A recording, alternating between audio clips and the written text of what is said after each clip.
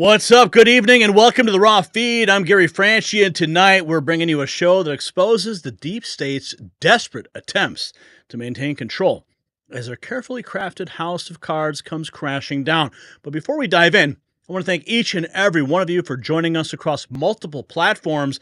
We're streaming live simultaneously on YouTube to millions worldwide, Rumble and X, and here's something the algorithms don't want you to know.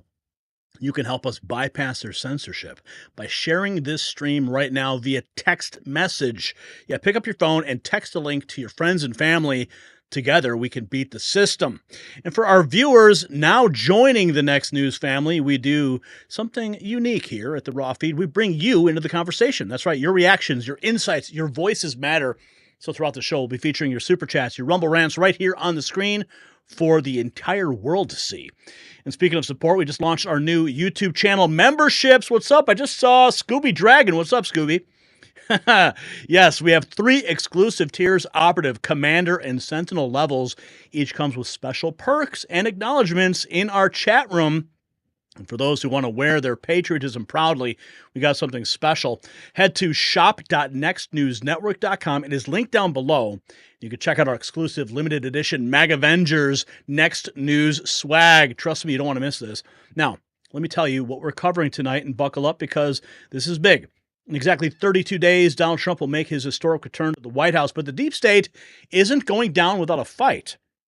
First up, the mysterious drone activity over New Jersey's most sensitive military installations. The government first denied it, then they confirmed it, and now they're threatening to shoot these things down with deadly force. But what are they really hiding? Then, Fulton County DA Fani Willis has been completely disqualified from the Trump case, along with her entire office. We're going to show you how this politically motivated prosecution just imploded. And, well, the swamp is striking back as Dan Crenshaw, did you guys see this? Melting down. Absolute meltdown on X. Speaker Johnson betraying the American people with a massive spending bill. But wait until you see how it all backfired. Following that, a tale of 2 leaders. Trump is soaring while Biden stumbles. The Wall Street Journal has now confirmed what we have been telling you all along about Biden's cognitive decline. And finally, the deep state's desperate divide and conquer strategy has now been exposed. From assassination attempts to manufactured conflicts, we're going to show you their playbook. And remember, between segments, we'll be featuring your super chats because they get priority. And if you value independent journalism, if you believe in our mission to bring you the truth, we need your support. The links to donate are in the description below. Every contribution helps us continue this fight for truth. And I'll be completely honest with you. We can't do this alone. The mainstream media will not cover these stories. They're too busy protecting their deep state masters, and that's why your support is crucial.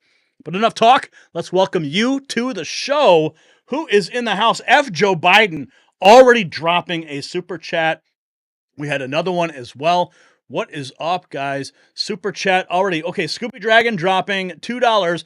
Howdy, people. And he just became a member. And then F. Joe Biden. Okay, you guys know the rules. He says, the Vivek Ramaswamy for House Speaker has already divested and he has no government contracts and he was a presidential candidate. Huh. Vivek Ramaswamy for House Speaker. I haven't heard that one yet, but I do know I've been hearing of people saying Elon Musk for House Speaker. That's wild.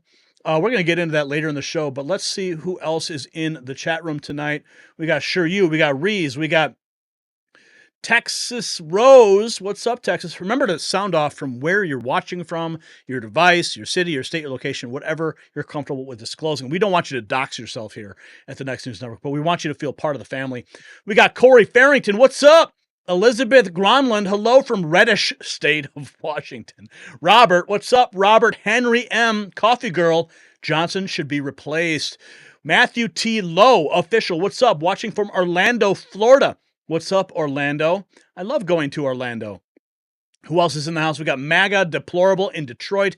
C. Scott is having to survive on less than $1,000 a month. Oh my goodness, makes it impossible to help, but always willing to make prayers. Well, C. Scott, listen, it's not about the money. It's about the message. So all you got to do is share the link, share it, tell your friends, right? That costs nothing. And also your prayers I mean, we couldn't do it without prayer, and we couldn't do it without God's help and guidance through this whole process. Scotty says a Chinese spy drone's been captured. I didn't hear that one yet. We got New Orleans in the house. Sharon Lockhart's here. We got Michelle W. looking forward to the show. J2626, California is expletive, sad but true. May Ramos, Corpus Christi, Texas. Who else is in the house? We got Jeff P. from Waleska, Georgia. 51 State. Carlos, what's up? How you doing, 51st State? You must be from Canada. I can only imagine. Who else is here? Maggot Deplorable in Detroit. Indiana. Julius is here. Pothead Kenny, what's up, Pothead Kenny? Take a look in your mailbox tomorrow. Actually, I think it's coming from UPS, so there's something for you, and there's something for your friend. I think you're going to really appreciate it.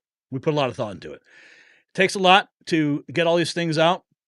We don't do these things normally, but you were very persistent, and I think you're going to enjoy what you receive. All right. Who else we got here? We got Dave Wallenberg in Winfield, Illinois. Joe Reddy from Canada. And Sure You is wielding the cactus wrench of power. You do not want to be on the receiving end of that. David Peterborough in Ontario, in our 51st state of California, Canada. My bad. Did I see another super chat? What's up? This is from Keel for Real.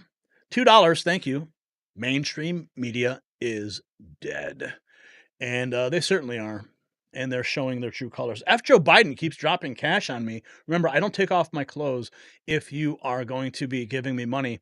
But I certainly appreciate it. Okay, he says, F. Joe Biden, he says, $5, thank you. Elon would be a constitutional problem because he's got a natural born citizen. He would be third in line to the presidency. Okay, I see what you're saying. Yeah, could be a constitutional problem. Well, maybe they would just skip over him if that ever happened. God, I hope it doesn't. Okay, we got lots of news to get to, and I want to continue welcoming you to the show. But my dad told me as he watches, and he's like, you know what, Gary, you spend a lot of time welcoming people, and I know you respect people. You want to make sure everyone's welcome and feels part of the program. But sometimes you just kind of run a little long, as we've been now broadcasting for 11 minutes and 28 seconds. So let's get to the show, Brian. Let's get it on. We got work to do. Because we don't want to be up till 5 a.m. again, right?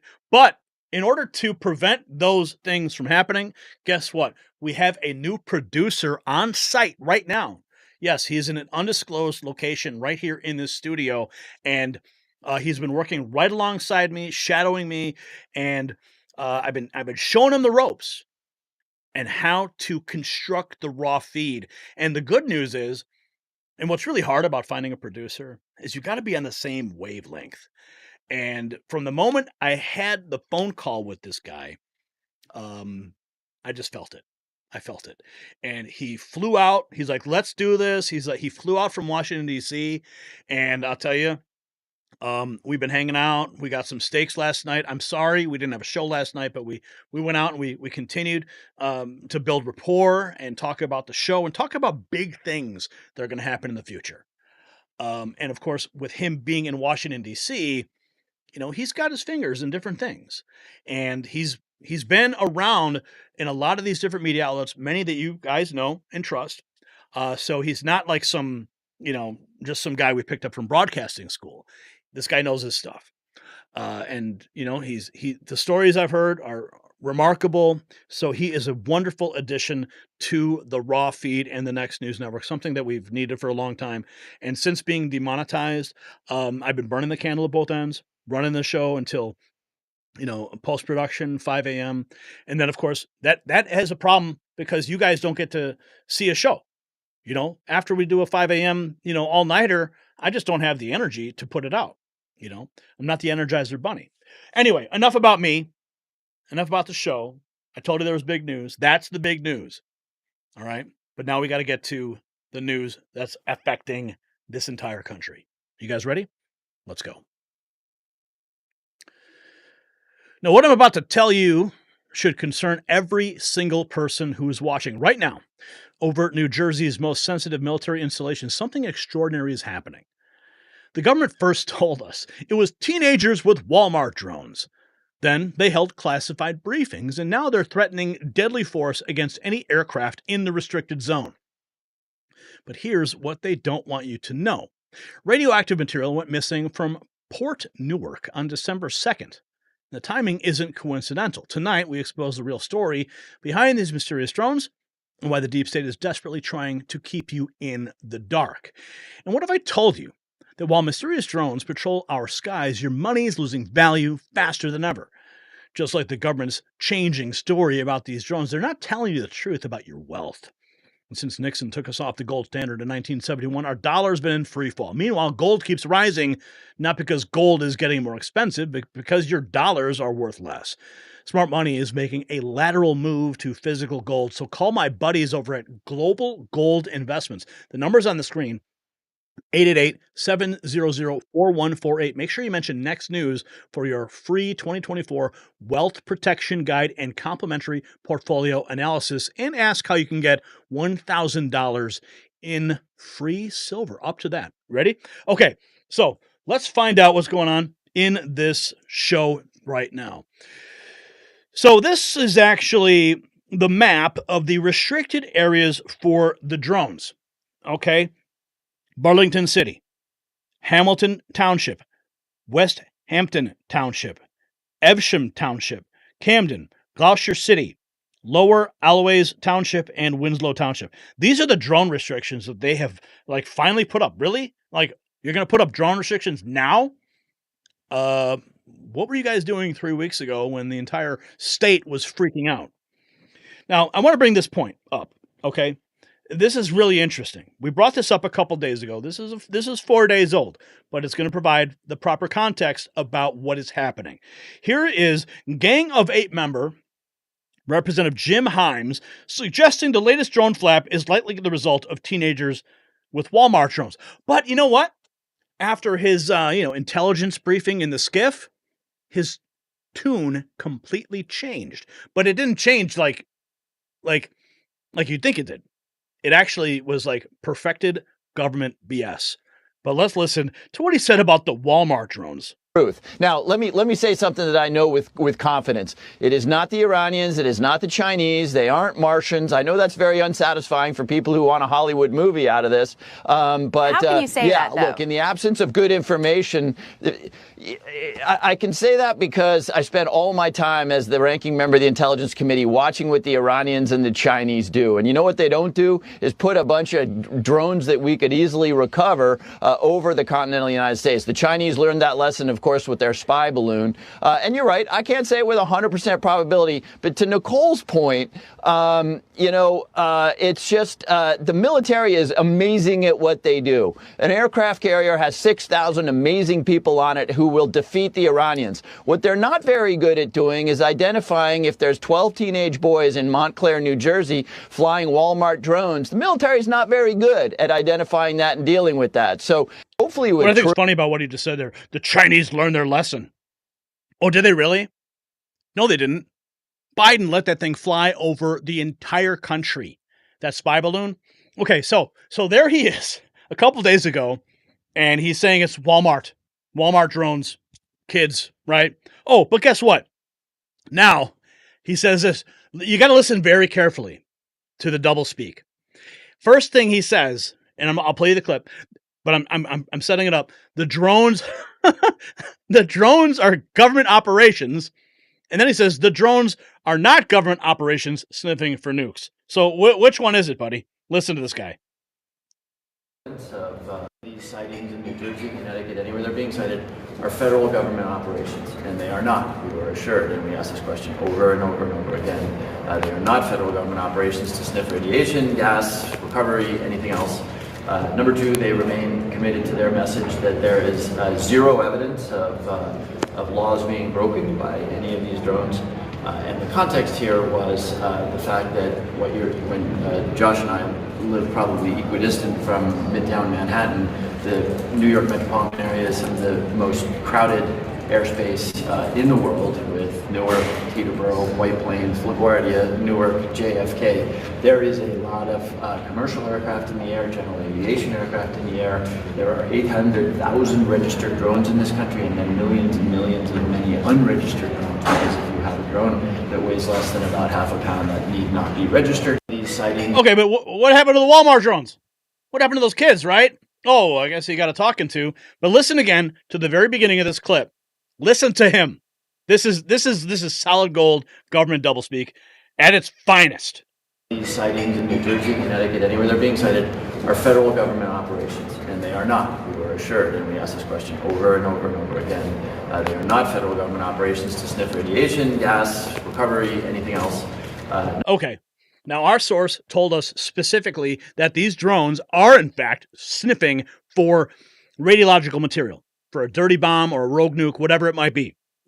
But at the beginning, he confirms it. These sightings in New Jersey, Connecticut, anywhere they're being cited, are federal government operations, and they are. They are federal government operations.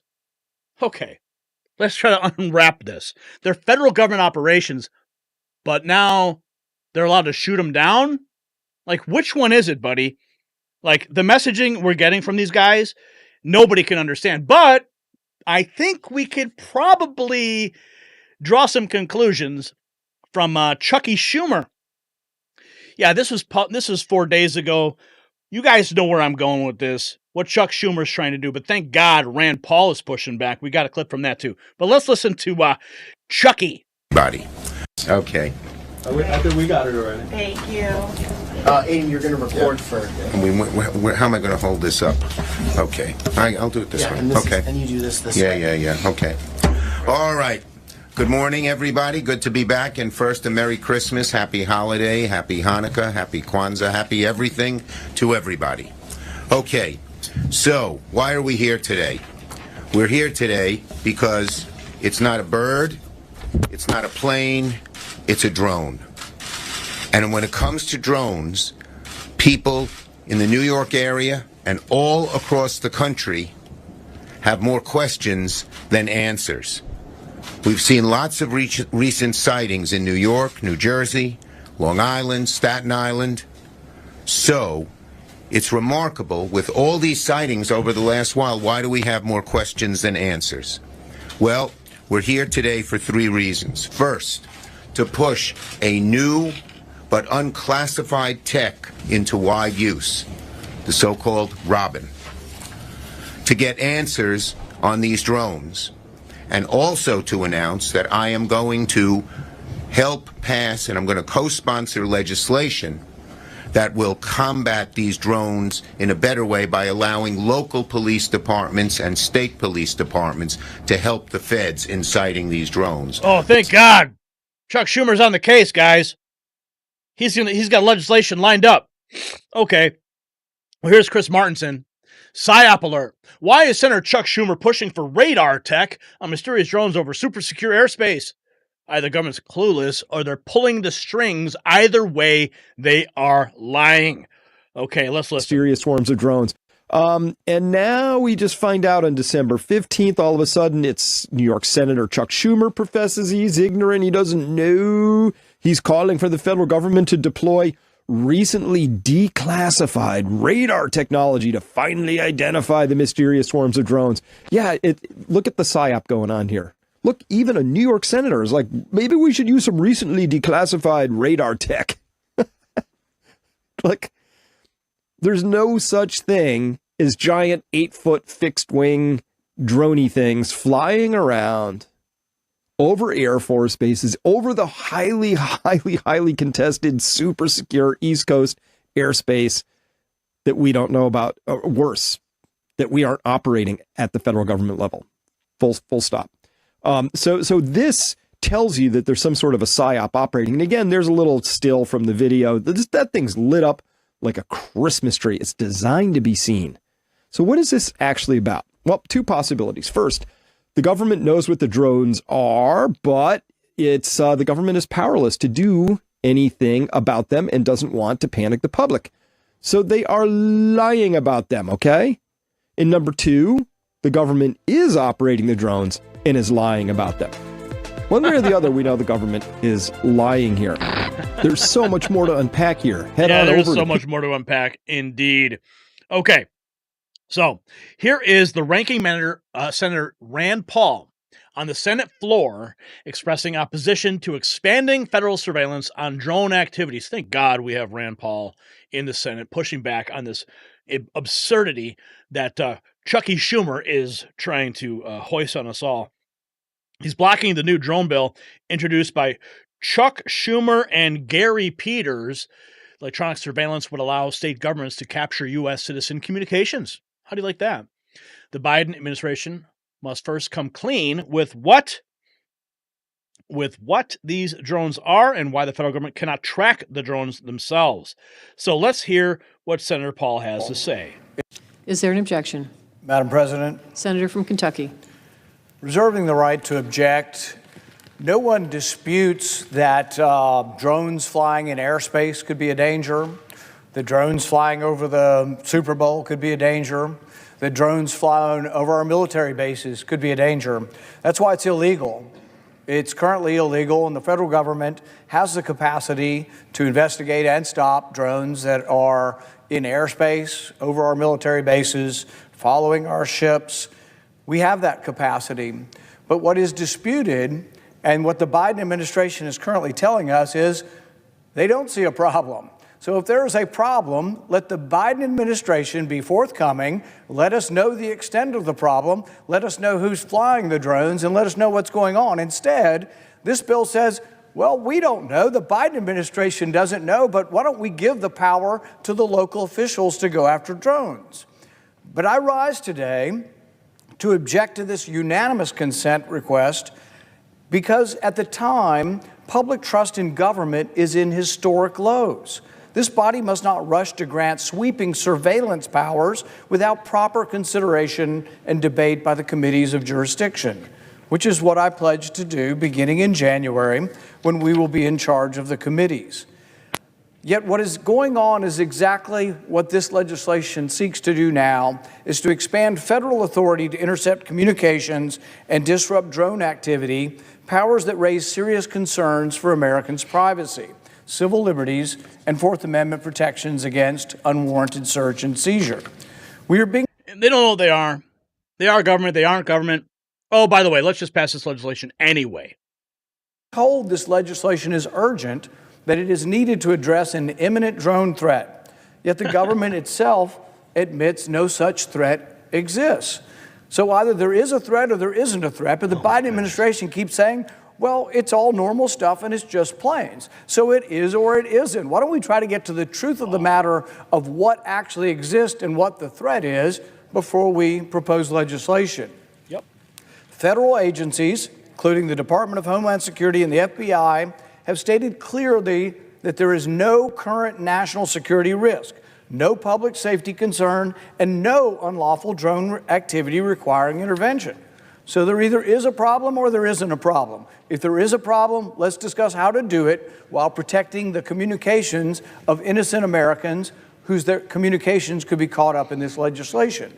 Until the assessment, the federal assessment changes. The assessment that it isn't a problem changes to that it is a problem, and these are the malefactors. These are the people that are orchestrating this.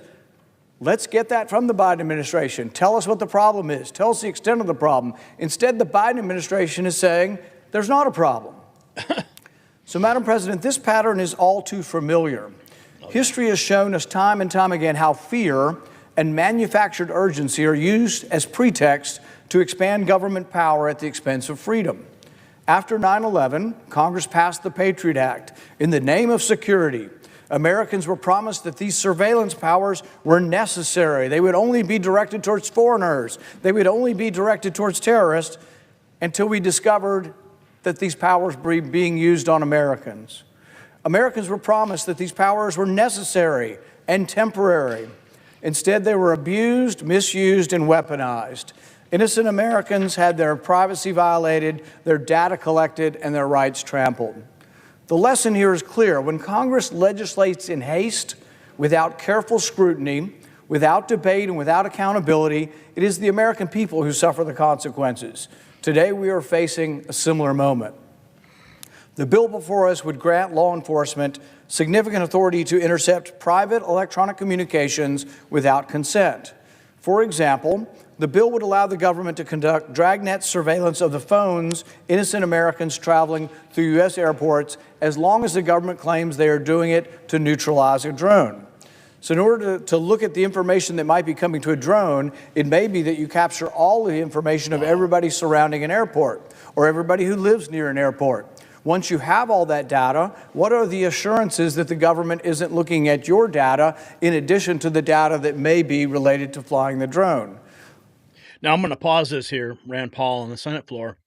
What assurances that they're not looking at all the data and invading your privacy?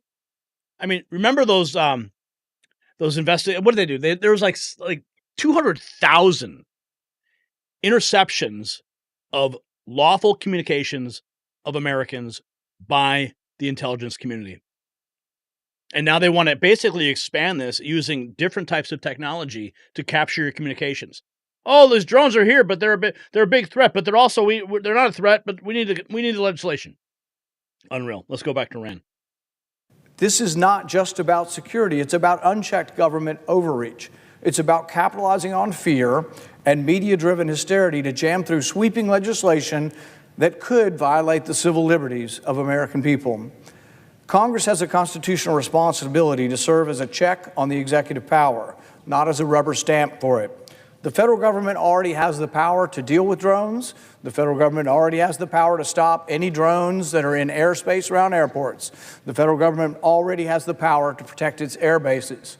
So if there is a significant problem here, the Biden administration needs to come forward and let us know, who are these drones? Who's operating these drones? What is the federal government doing to protect either airports or bases from this? Instead, we are told by the Biden administration there is no threat to our national security. So let's first insist on truth and transparency from the Biden administration before offering up legislation that is feel-good. He said truth and transparency from the Biden administration. That's a joke. Okay, let's go back. Hang on. He's almost done. Somebody on the back and say, oh, we've done something about drones. We are strong on drones. Congress has a constitutional responsibility to serve as a check on executive power, not as a rubber stamp. We owe it to the American people to demand compelling justification, meaningful safeguards, and full transparency before granting any new surveillance authorities. We are a nation of laws, not fear, not panic, and not manufactured urgency. We do not trade away our freedoms, our privacy, and our constitutional protections for vague promises of security. I will object to this bill today, but I am open to talking with the authors of this bill about how we could have enhanced ability to interrupt drone activity, but done while protecting all Americans' constitutional right to privacy. Madam President, I object. Thank you, Rand Paul, for the objection. What was it Benjamin Franklin said? Those who would give up essential freedom for a little bit of security deserve neither. Yeah, I think that applies here perfectly. Rand Paul, we shouldn't rush to grant sweeping surveillance power. Senator Rand Paul blocks bill responding to drone sightings. Here's Robbie Starbuck. This was 7 hours ago. So the FAA is banning drones over parts of New Jersey and threatening deadly force against them only days after the U.S. government said there was no issue and all the drones were legally in the sky posing no threat. Does that make sense to you? Does it? Here's a New York Post on that 9 hours ago. FAA bans drones over parts of New Jersey, threatens deadly force for imminent security threat. What the hell? Here's Shadow of Ezra. This was 11 hours ago. Across the United States, people in states like Virginia, Georgia. This is weird. Now, I don't know if it's related, but I saw a post about this the other day, and I'm like, maybe it's just like, some electrical thing going on in a parking lot and whatever. But then I see this. I'm like, what is happening? Like multiple states? Virginia, Georgia, North Carolina, and New York are buzzing about their lights blinking and flickering. With no clear answers from the federal government, many are speculating if this is connected to the drones. And he posted 4 videos here of all these different instances where you have all these lights flashing. Now, listen, it could just be, multiple breakers popping or shorts in these electrical systems just kind of happening around the country at different times, and then people are bringing them all together and assuming that it's happening in a coordinated fashion. I don't know. I'm only bringing this to your attention because it adds another layer of crazy to this whole thing that we need to pay attention to. Now, if you don't know about the PBD podcast, one of my favorite podcasts, Vincent Oshana, he is a member of that podcast, and he uploaded this perfect encapsulation of the White House response. Of course, this is satire. I need to preface that because people just freak out about oh wait, you said this was real. No, it's satire. Okay, so buckle up. I think you're going to enjoy this. Right now, Karen, go ahead. A couple questions about drones. There have been repeated drone sightings in the Northeast, especially in New Jersey. These are not small drones, some of them pretty large. Has the president been briefed on this situation? Yes, the president has been briefed, but as you guys all know, it's no secret, he has no idea who he is or where he is at any given point of the day. Yesterday, he was walking around the White House in his underwear, cussing at staff. He actually called Jill a bitch because he completely forgot who she was, and she was trying to take off his underwear for tubby time. So, yeah. When was the president briefed on that? Very early, because we don't like to interfere with his nap time, which is actually right now, 10:30 a.m. But to answer your question about the drones, they're ours. It's a psyop. We're trying to distract the public, scare them a little bit, because we have so much stuff going on. It's like the shiny ball. Oh, look over here. But we got this going on. We're still trying to take out Trump. I can't get into details with that. The Syria situation. We got everything. All the pardons that Joe Biden's doing. I think he's up to 65. And the main one being Hunter, with the big guy in China, all that stuff. But speaking of Hunter, I got to run. He's actually coming for lunch. We're going to do a couple of tootskis before we eat. But and just FYI, I have never really addressed this. The cocaine that was left in the White House, it was mine, but Hunter did give it to me, so technically it was his. And hey, look at that. Speak of the devil and he shall appear. Ladies and gentlemen, Hunter Biden, the cocaine cowboy in the flesh. That's what I'm talking about, baby. Is that a new gun? Holy shit, you little rascal! You gotta love Valuetainment. You gotta love Patrick Bet-David and Vincent Oshana for bringing us a little comic relief when we need it the most. But there's nothing funny about what's happening. 6 hours ago, Amuse posting the drive-by media admitting there is a drone issue now after debunking it for weeks. Why? A large number of mysterious drones have been reported flying over New Jersey and across the eastern U.S., sparking speculation and concern. Oh, yeah. This is PBS. PBS publishing this now. PBS getting in on the bandwagon. Of course, they're a government-funded operation, and they're finally picking up on this. And then we have this. Nick Sortor posting a more detailed map. The FAA banning drones over large portions of New Jersey, threatening deadly force over imminent security threats. What the hell took so long and why now? And then, of course, just a day ago, okay, this was a great question that was posed to the Pentagon. If these drones are just hobbyist models, why is a CIA and FBI drone briefing being classified? Watch this. Briefing on just why does it have to be a classified briefing if these are just hobbyist drones? They're not military drones. Why is it a classified briefing on the Capitol Hill? I'd have to refer you to Congress on that. Again, sharing as much information as we can here. I don't have the briefing in front of me, so I can't tell you specifically, what aspects are classified or not. I can assure you, though, that again, we are sharing as much information as we can based on what we know. Just why does it have to be a classified briefing if these are just hobbyist drones? They're not military drones. Why is it a classified briefing on the Capitol? Oh, man, beautiful question. Posed to the Pentagon, of course, they have no answers for you while they have classified sessions with Congress. And then we have this. Listen to this. Okay, this is 8 hours ago. Shadow of Ezra. Again, CIA asset Gordon Chang. Now, this lines up with what our source told us last weekend. Okay, about these drones actually sniffing for radiological material for a dirty bomb. This all lines up. This guy, CIA asset Gordon Chang, is warning of a potential attack on American soil by drones. Now, he says these claims are Chinese drones and just happen to be found near U.S. military bases where China owns farmland. Remember all those reports we did about all the Chinese farmland that's being bought by these sensitive military installations? Well, starting to make sense, I suppose. They are preparing attack on the United States from American soil. Let's listen to this CIA asset, and you be the judge. Frequency of incursion. It certainly is communist China for many of these drones, maybe even a majority of them. You know, the increased tempo of these drone flights against our military bases is occurring at the same time as there's increased frequency of incursions and attempted incursions of these bases by Chinese and other nationals. Really, what is occurring here is that they are preparing to attack the United States from American soil. I don't know why we need an engraved invitation from Beijing. It's clear what's going to happen. We are going to get hit, and we're not taking the necessary precautions to protect these bases and to protect the American people. Well, what about protecting Donald Trump, right? We know these drones are flying over Bedminster. Trump has already canceled plans to go to Bedminster. We got the inauguration just around the corner.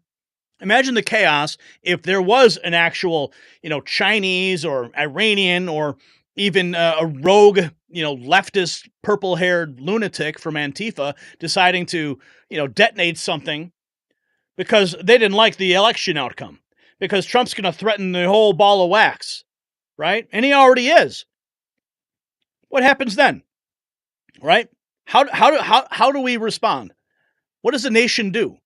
Joe Biden, he can't even figure out what flavor of ice cream that he is eating every night. Okay? He's being spoon-fed applesauce in the medical bay of the White House. UAP James, 2 days ago, CIA, FBI, DOD will provide classified drone briefing to House Intelligence Committee at 2 p.m. So that happened 2 days ago. And then we have this. This says it all. Bellevue, New Jersey Mayor. This is from Colin Rugg. Bellevue, New Jersey Mayor Michael Mellom says radioactive material in New Jersey went missing on December 2nd. The mayor suggested the material may have come through the Port Newark. Buckle up, folks. Here we go. We had information has not been forthcoming. And it's this lack of transparency, in my opinion, that's doing nothing but fueling conspiracy theories online. Do you have any idea what it could be? Or which side it could be, where it's coming from? Yeah, I can tell you what it's not. We know for a fact it's not little green men. And more than likely, it's not a foreign adversary, because they would be able to figure out how to turn off the blinking lights. Okay. You see the mixed messaging we're getting? I mean, this has all the earmarks of a total psyop. You got a CIA analyst, right? CIA, telling us it's China. Remember the congressman the other day who said it was Iran? Then you got another congressman saying it's Walmart drones. Then he goes into a skiff and says, it is government operation, but it's not sniffing for radiological material. There is nobody providing a clear answer to any of this. And that's what makes me feel like this is a total psyop. And then you have the bill, right? Doesn't it make sense now? You got Chuck Schumer. Yeah, we need to capture all of Americans' communications.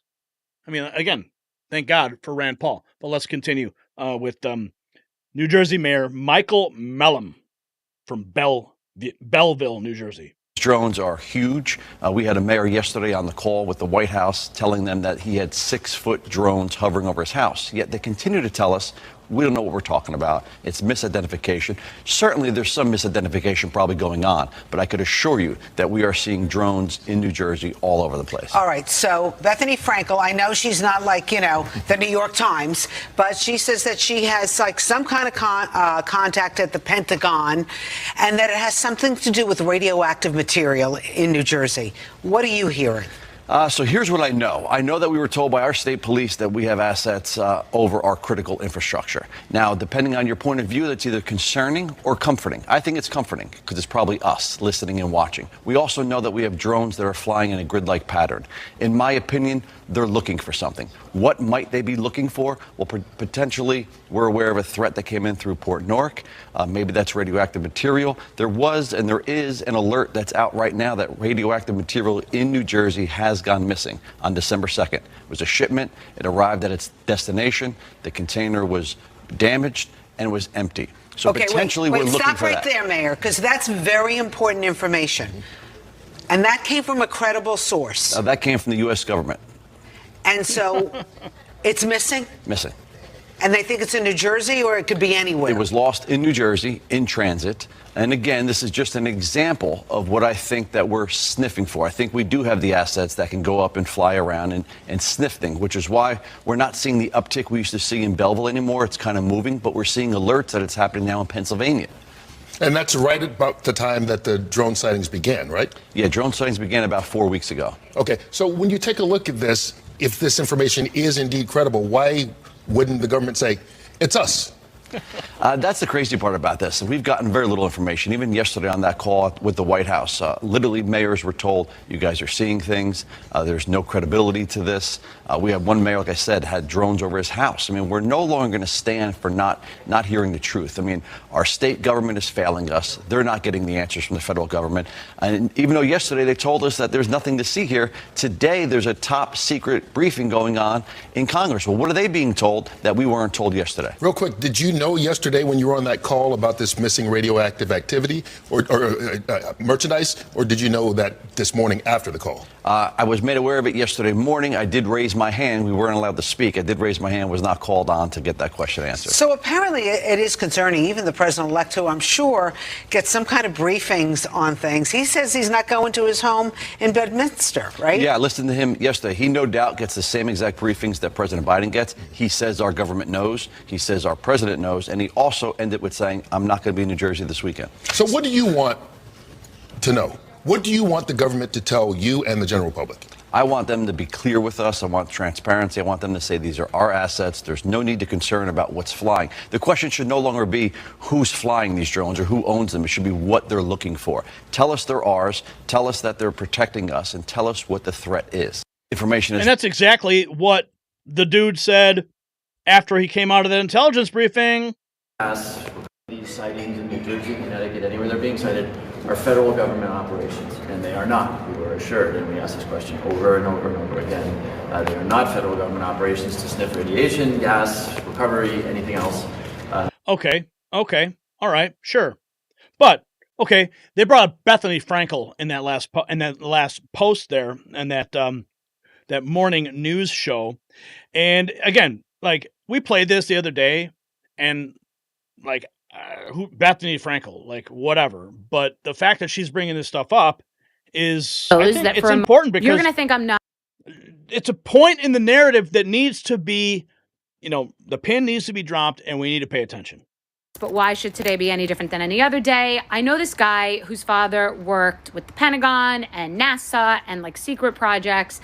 And again, I have to. This is like feels like Ferris Bueller, I saw Ferris Bueller pass out at 31 Flavors. My brother's best friend's girlfriend's cousin's neighbor told me, right? But, whatever. Let's listen. And he has been messaging me that he will never forgive himself if he doesn't tell the people that he knows that for a month he's been watching this situation. And now, several days ago, before it became a discussion in the mainstream media, that these drones are ours and that they could very possibly be sniffing out something very dangerous, some missing dangerous W from the war, and that areas that coincide with where the drones have been seen have spiked in radiation. So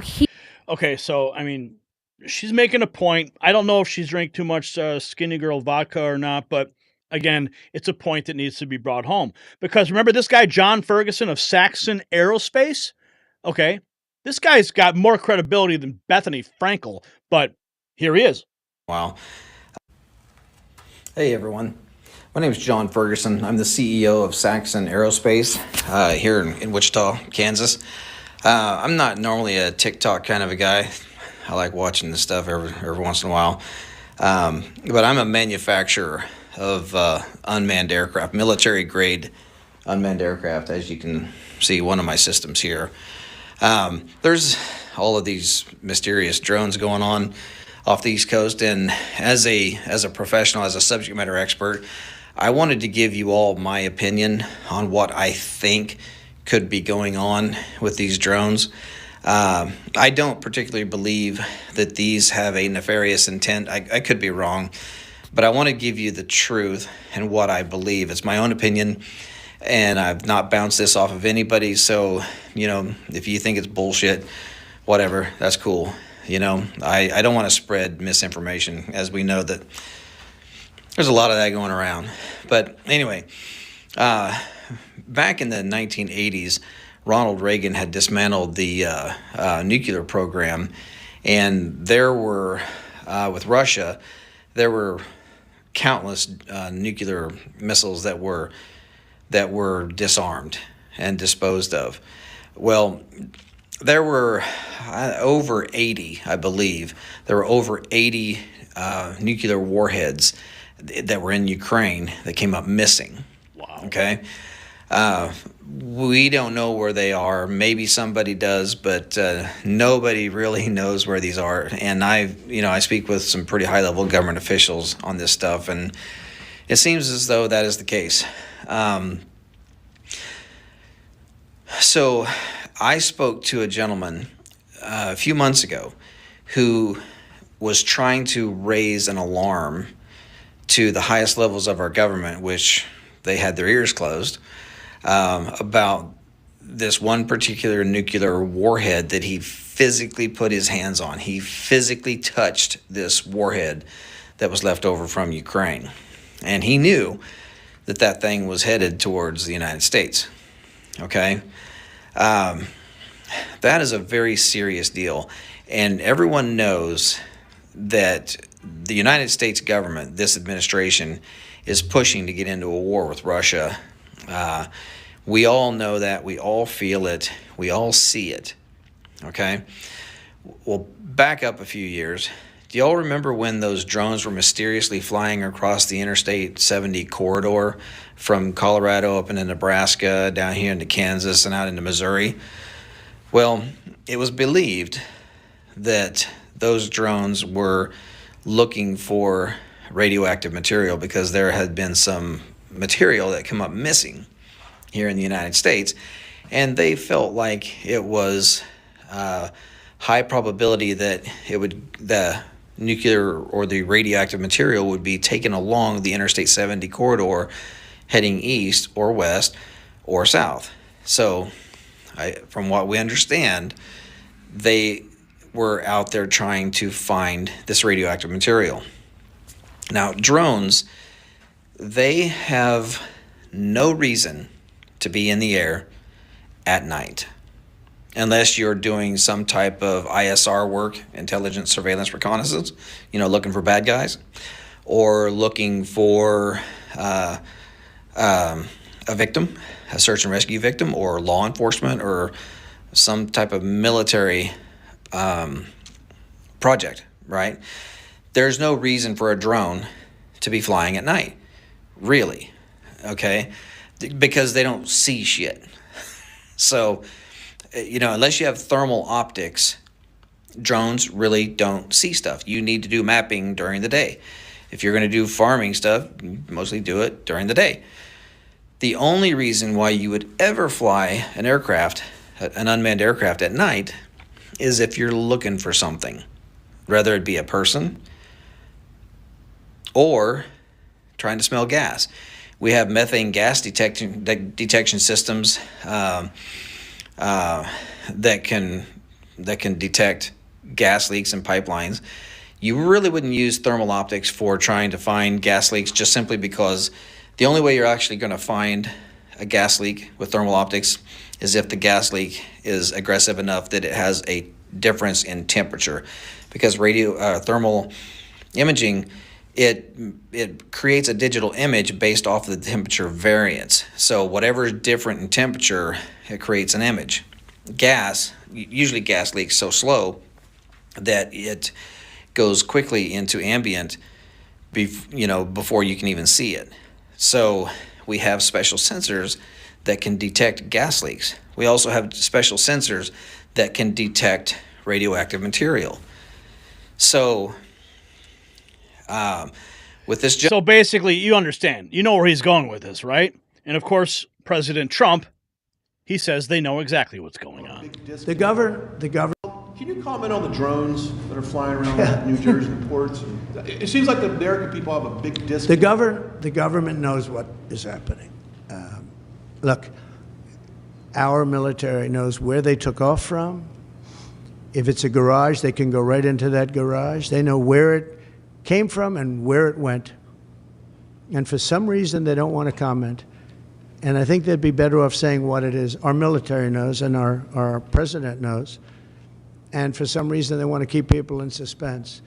I can't imagine it's the enemy, because if it was the enemy, they'd blast it out. Even if they were late, they'd blast it. Something strange is going on. For some reason, they don't want to tell the people, and they should, because the people are really, they happen to be over Bedminster. Will you Want to shoot know them the down? truth? They're very close to Bedminster. I think maybe I won't spend the weekend in Bedminster. I've decided. Yeah, so he's not going to be spending the weekend in Bedminster, my friends. The evidence is undeniable. The FAA's sudden drone ban, the missing radioactive material, the classified briefings, it's all connected, but here's the question nobody's asking. Why would the government first dismiss these drones as harmless toys and then suddenly threaten to shoot them down? The answer might shock you. It's the same pattern we have seen before. Deny, deflect, and then declare an emergency when the truth starts leaking out. Now, the question I want you to consider. What do you think the government is really hiding with these drones? Is this about national security? Or is it about keeping the American people in the dark? Is it about passing new legislation? You tell me in the comments below. Speaking of staying informed, show your support for real news with our exclusive Mag Avengers collection. It's shop.nextnewsnetwork.com, because when the mainstream media lies, we tell the truth. All right, let's check in. What is going on? We got a couple super chats came through. What's up, guys? Scooby Dragon dropping another $2. Could the drone be knocked from the air? I believe so. Absolutely. And we have Resto Guy dropping $10. Thank you for that. We appreciate your support. And let's see what Resto Guy is saying here. He says, keep it up, Dems. This computer's laggy. Keep it up, Dems. Just digging your own hole. Keep going. I'll buy you a new shovel as you wear them out. Thank you. Michael Newman. $20. Wow, thank you. Okay, he's got something important to say here. And he says, look up Davy Crockett rockets right now on Screen Live. See what it is, what they're looking for. Hillary Clinton, they were selling arms out of Libya. Those were on the list Stevens had in Benghazi. Okay, well, there you go.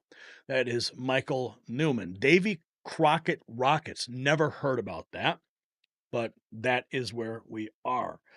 Okay, what's up, Larry in California? Good to see you here. And Frank is here. And Pepe the Patriot. Big Lebowski cover story for The Rapture. Interesting. Heather Reeve. What's up, Heather Reeve? Good to see you. Okay, we got more news to get to. Oh, yes. This is very, very interesting. Okay, let's jump to it, shall we? Okay. Tonight, we're witnessing the mask slip right off the establishment's face. Dan Crenshaw, once marketed as a conservative hero, is melting down on social media, hurling insults at anyone who dares question his suspicious stock trades. Meanwhile, Speaker Johnson tried to ram through a 1,500-page spending bill packed with bioweapon funding and special interest payoffs, but something remarkable happened. The American people, alongside Elon Musk and Donald Trump, stood up and said, enough. Now the bill has been gutted from 15,000 pages to just 116. And the swamp is in full panic mode because the pork isn't going to be sent home. And Patriots, while the swamp creatures rage about their exposed corruption, let me tell you about something they can't hide. Yes, the visible signs of aging. Just like how the deep state loses its mask when exposed, your skin shows signs of deterioration when it loses collagen. After the age of 20, you produce 12% less collagen each decade, but there's hope. Unlike the swamp's empty promises, BioTrust Collagen combines 5 essential types for real results. Visit healthwithgary.com for 51% off and start fighting back against aging naturally. Your skin won't lie about the results. Okay, Elon Musk just 4 hours ago posted this picture. Elon Musk, oh, they are freaking out about Elon Musk right now. This shows you, he says, this shows how much your voice matters, and having a president like real Donald Trump means that your voice is finally heard. This is yesterday's bill versus today's bill. Ain't that something? Yeah, a little bit of pressure can make a huge difference. And here we have Autism Capital. 4 hours ago, the new funding package is down from 1,547 pages to 116. We are winning, America.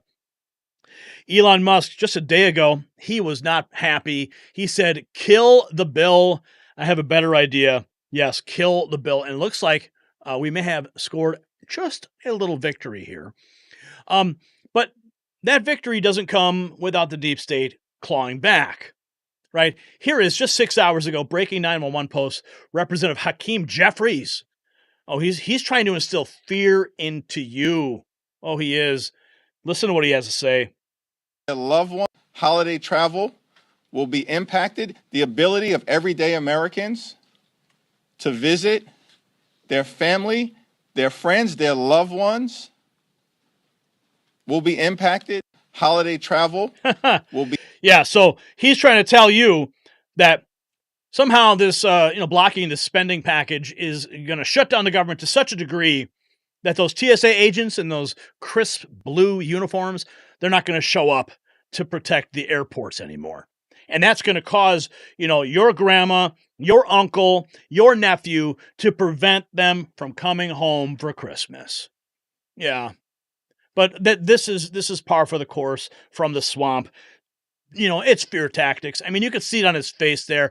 When the lie comes out, he has a little pause and a grin. I mean, the body language says it all. Newt Gingrich posting 15 hours ago, President Trump and Republicans should not be afraid of a government shutdown. Remember the government shutdowns during the Gingrich, when he was the Speaker of the House? The next election is 2 years away. We had 2 shutdowns in 95 and became the first reelected House GOP majority since 1928. It may take shock therapy for Schumer and the Democrats to learn that President Trump is serious about draining the swamp. Oh yeah, Newt Gingrich speaking out. And then Representative Marjorie Taylor Greene, 14 hours ago, the Uni-party is aiming their fire at Elon Musk and blaming him. They're blaming Elon Musk. Wait a minute, how could they even do that? How could they blame Elon? Well, they are, for killing their incestuous pork-fest government funding bill. However, see, they're all training their fire on Elon Musk right now. And she says, however, it was the American people engaging and posting their outrage on X that killed the bill. So, can we draw a line somehow? Oh, wait a minute. Oh, Jack Dorsey and his buddies aren't censoring all the content on X anymore, so the American people can actually speak out. How many more wins are we going to have that we're going to celebrate because of the free speech platform that X has provided? Oh, wait a minute. Elon Musk owns X. It's his fault. It's his fault that the people can speak. Train your fire! Train your fire! They hate Elon because he bought X and protected free speech, which allowed the people to fight back and stop another Uni-party shit sandwich. The truth is they hate you, the people, for standing up to them. They are angry they got caught in such a big way. These losers waited for months, knowing the government funding deadline was Friday, December 20th, and refused to show any of us members of Congress the bill text until they dumped 1,500 pages on us on Tuesday night. Same pathetic play over and over again. Oh, no, the government's going to run out of money right before Christmas. Whatever we do, gosh, golly gee, we must vote for the shit sandwich quick to keep the government running and get home for Christmas. Oh my, oh, and by the way, your family is not going to be able to travel. But they got caught with their pants down, and now they say it's Elon Musk's fault. The truth is the Uni-party has been creating this disaster for decades. They own it. They can't blame anyone but themselves. Man, she goes on and on and on. But at the end of the day, she says, nope, it is not Elon Musk's fault. It is the Uni-party's fault. Yeah. And there we have Western Lensman. He is tagging Representative Thomas Massie with the truth bomb. I have Republican colleagues who'd rather run over their own mom with a car than vote to cut spending. Let's listen to what he had to say. Congressman, boy, is there a lot to cut. What do you think is going to be on the chopping block? Oh, well, there is a lot to cut, but I'm going to warn you, I have Republican colleagues who'd rather run over their own mom with a car than to vote to cut spending. So the first trick is going to come up with a list of things to cut.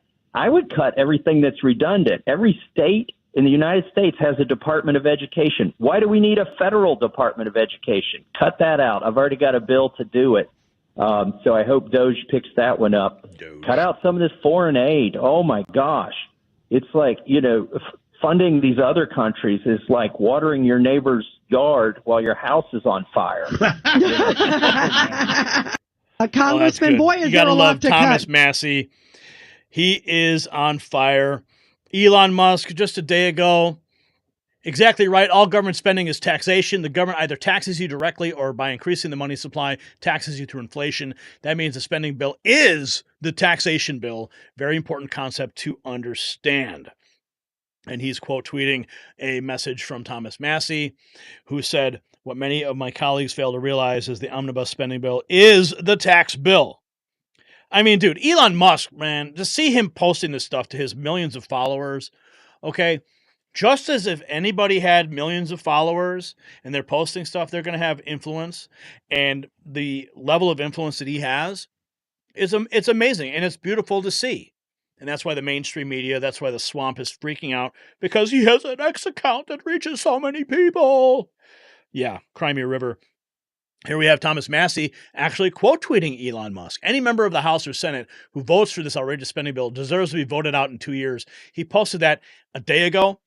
Okay. And that's the other thing. See, they recognize that Elon Musk has all this power because he's like, what, the richest man on the planet? Okay. He is the George Soros of the right, as they like to say. But when did the last time you saw George Soros?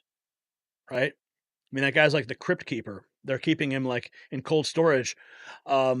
But Elon Musk, he's out there. He's hitting the ground in Washington, D.C., and they're freaking out because he's hanging out at Mar-a-Lago. He's getting ready to launch the Doge. He's ready to cut the fat. So they're freaking out, right? They are freaking out because he has the ability, because he has a PAC, and he can go after and he can fund all of the campaigns through his PAC to oust these people. So they're terrified. Oh, but where were they when George Soros was funding all those, those state's attorneys, right? Where were people freaking out? Oh, nobody was freaking out. No, we tried to bring it to people's attention, but then you get people like Kim Fox in Chicago letting all the criminals back on the street and letting Jussie Smollett walk free. Thomas Massie one day ago, people call me Nostradamus for accurately predicting Speaker Johnson would use the Christmas recess to force a massive spending bill through Congress. You know what? It doesn't take Nostradamus to figure this out. Remember how they passed the Federal Reserve Act, the IRS Act, on Christmas Eve? And look where that's got us. We are enslaved to the Federal Reserve. We're enslaved to the IRS because they sneak these things through last minute when everybody wants to go home for recess. Let's listen to what Thomas Massie had to say. This was back in October. They're going to. We have broken the Christmas omni, and I have no intention of going back to that terrible tradition. So there won't be a Christmas omnibus. As somebody asked me in the hallway a little while ago, will there be many buses? We don't want any buses. We're not going to do any buses, okay? Speaker Johnson saying it ain't going to happen. Nope, don't worry about it. And I've seen this play call like 4 times in the 7 years I've been in Congress. They've punted the ball until December 20th. And what they'll do is they'll come in a closed room with us and they'll say, okay, now we've got the really big omnibus. And if you vote for this, you can go home for Christmas. But if you don't vote for it and it fails, we're going to make you stay here over Christmas and New Year's.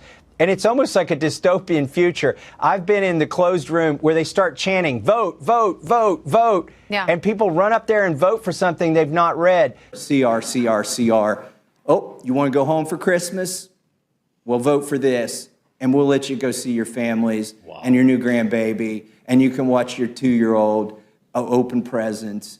But if you don't, you're going to stay here with your leadership and their leadership, and wait for a bunch of geriatric senators to send over the answer. By the way, I made another prediction that it would end right before Christmas, that it wouldn't go till next spring. Because, and we've talked about this on your show, Brian, for as long as I've been coming on your show, which is at least 12 years. See it coming a mile away. Go ahead. Every year, they do the same play. The Christmas Eve shutdown, panic. Because here's what they're doing. They're taking our families hostage, the families of congressmen in Washington, D.C. on December 20th, which is when this CR expires, and they're going to either put another worse CR that's probably going to have Ukraine and everything else attached to it, or they're going to do the full-on omnibus, depending on how the election comes out. They're going to do that on December 20th, and the congressmen, they're going to smell those jet fumes from DCA, the Ronald Reagan Airport, and the combination of the fumes from those airplanes wafting over to the Capitol and this CR expiring then, they're going to start chanting, vote, vote, vote. And they will vote for anything you put in front of them. Because the speaker always comes and says, doesn't matter who the speaker is, they always say, if you vote for this, you can go home and open presents with your family. Yeah. And if you don't vote for this, we're going to be here over Christmas because the optics are bad. And just go ahead and tell your families, pack up those presents and bring them to Washington, D.C. if they want to be with you at Christmas. No, nobody's going to bring their family to D.C. over Christmas. So they're like the Grinch. Yeah, some people call me Nostradamus for predicting this. But the reality is, Brian, we could go back. It's a lot of work. Oh, my God, yeah. We could go back. I mean, guys, they're holding them hostage. But thankfully, they were able to have the pressure put on them and reduce the amount in the bill. Oh, but you guys, all this stuff happening has really totally set off Dan Crenshaw. Okay? Now, I have a confession. I apologize. And a couple of years ago, I made a sizable donation to Dan Crenshaw's reelection campaign. And the only reason I did that was because I wanted to talk to him face to face. And I only had a few minutes. We were at a 4th of July celebration. Everybody's partying. I admittedly drank probably too much that day. But I did have an opportunity to talk to Dan Crenshaw. And I spent that money to support his campaign because I wanted to ask him about concerns that you guys had. And we were talking, and I said, I want to interview you on my show. I want to have you on, and I want to talk about, because a lot of my viewers, they've got concerns about these red flag laws that you are trying to push through. Oh yeah, I'd love to come on the show. Here's my contact. Here's my guy. Shoot him an email. Oh, thanks, Dan. Appreciate that. And the minute I told him that I represent millions of people and that my viewers were concerned about something that he was advocating for, he was quick to vacate that location. But I took that moment because I wanted to present my viewers' concerns, and I never got an email back from Dan Crenshaw. Rand Paul, 13 hours ago, Speaker House need not be a member of Congress. This is another interesting thing that's now developing. I'm going to get to the Dan Crenshaw meltdown in a second. Nothing would disrupt the swamp more than electing Elon Musk as Speaker of the House. Think about it. Nothing's impossible, not to mention the joy at seeing the collective establishment, aka Uni-party, lose their ever-loving minds. Rand Paul posting about this, about Elon Musk becoming Speaker of the House. Now, there are people who have raised concerns about Elon Musk because he is not an American citizen, so there could be, potential conflict there in the line of succession.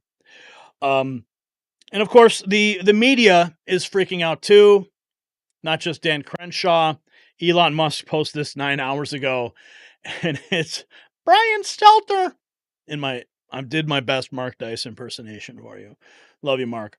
Okay, here's Brian Stelter talking to Jim Acosta. He relied, to Dan Crenshaw's point, Elon Musk is spreading fake news. On this, he is fake news. And he relies on people to reply to him and tell him what's up. He says, you are the media now. That's his message on X. And yet that really leaves a lot to be desired. Imagine, this is where we are, folks. Jim Acosta is calling Elon Musk fake news. I mean, they are the fake news kings at CNN. Disclose TV. Trump calls for abolishing the debt ceiling, according to NBC. Brick Suit posting this. Look at Dan Crenshaw's manager now, throwing the damn towel. Oh, wait till you see this, okay? This is great. Sean Farash, keep attacking the people, Dan. It's a great look for a public servant. You're really helping your case. Nick Sortor, the deep state pirate, Dan Crenshaw. Congratulations for having one of the top performing stock portfolios in Congress. I wonder how that happened. Here is the Crenshaw tracker by Autopilot. Oh, yeah, he's got a really nice stock portfolio. Okay, and then here come the meltdowns. 23 hours ago, yeah? Or maybe you're an effing lying piece of excrement because I'm not even on the yes list for the whip team. Never have been. But hey, whatever gets your pathetic bottom feeders, your clickbait effing incels. Oh, he's melting down. Yeah, get it right. Dan Crenshaw is the America Last Ukraine First war pig who doesn't need a raise because of all the money he makes when he miraculously became a stock expert since joining Congress. Cat turd trolling Dan Crenshaw. So Crenshaw's like, yeah, I'm not even on the yes list. I'm not on the yes list, so it doesn't matter. You can say whatever you want. Oh, but then Cat turd calls him out. Oh, he doesn't need the money because, he's making it in the stocks. The right to bear memes. I love this. Grand old memes. Good friend of mine posting this. Oh, yeah. Dan Crenshaw, of course, just getting roasted online today. Here was his post, and he was actually quote tweeting Nick Sortor, who said, sources tell me that Dan Crenshaw is spearheading the effort to get a pay raise for Congress. Last week, when he was asked about his stock trading, Crenshaw whined, the members of Congress haven't had a pay raise since 2009. Crenshaw almost got his way with a pay increase for members' benefits being included in today's massive spending boondoggle.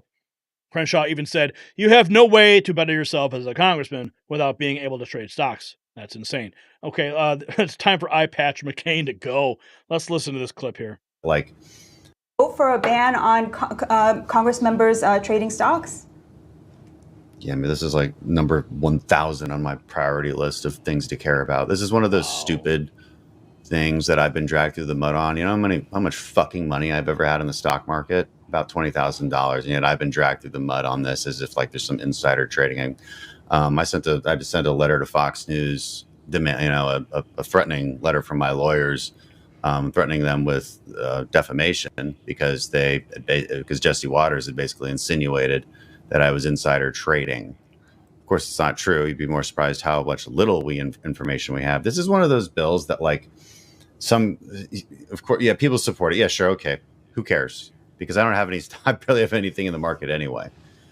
There are a couple cases wherein Nancy Pelosi has some very suspicious timing of her trades. Yeah, that has happened. But nobody else can point any other examples out. So sure, yeah, why not? Don't let us trade stocks. How about we'll just keep whipping ourselves. How about we don't make any money either? How about just cut our paychecks? We haven't gotten a pay raise since 2008, even a COLA increase. So, yeah, no, actually, no, yeah, this is a great idea. Let's make Congress a place where only the millionaires can actually afford to do the job. This is a wonderful idea. Let's just keep doing that, because, and then some it's always some member, right, who senses the populist energy, and then mirrors it, believing that this is what's going to help me connect with the people. Because what do the people want? Well, they want an easy button. All my problems will be solved if there's no stock trading. All my problems will be solved if there's term limits. Yeah, but if you think about any of these things for 5 whole minutes, you might quickly come to a different conclusion. Now, what I vote for? I thought about it for like 10 seconds. Yeah. Members of Congress should not be able to trade stocks on anything that's related to any committee that they are chairing or are part of, or have any information on bills that are about to be passed that could affect a certain industry. Seems like a pretty logical step to me. Okay? Keep it simple. There you go. But of course, he wants to downplay it big time. And then here is Lauren Lee. The spending bill, listen to this, would have blocked RFK Jr. from updating his protocol on certain injuries. On page 757, the bill amends the previously passed Prevent Pandemic Act. The secretary may not revise the table to include a thing for which the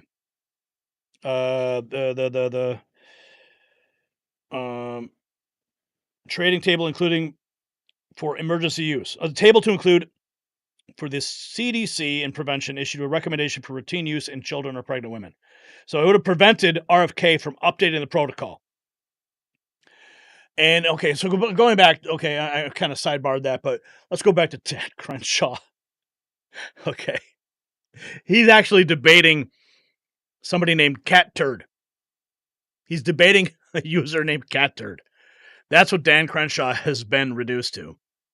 Calls him an anonymous coward. Talking shit without any evidence. I'm used to it. Sorry, I was a guy fighting the wars that little bitches like you would never dare to. Crenshaw continues, one of us has actually served this country and continues to, while losers like you make money being trolls on X. Oh, but there's a rate posted community note. What does it say? Shall we explore? Oh, wait a minute. Needs more ratings. Cat Turd is a well-known conservative personality whose real name is Philip Buchanan. He's a veteran of the U.S. Army, and Dan Crenshaw's stock trades and net worth are a matter of public record. And they cite Rolling Stone, Wikipedia, CA Club India, and Guru Focus. Is this note helpful? I think it is. Bingo. And I would say it is easy to understand. Okay, we are contributing to the truth ecosystem on X. Oh, we have another one? Cat Turd's identity is well known. He's not anonymous. Is this note helpful? Yes. And it is easy to understand. We're going to click that and contribute to the truth ecosystem. Okay, so thank you for that. And then we have Representative Jeffries.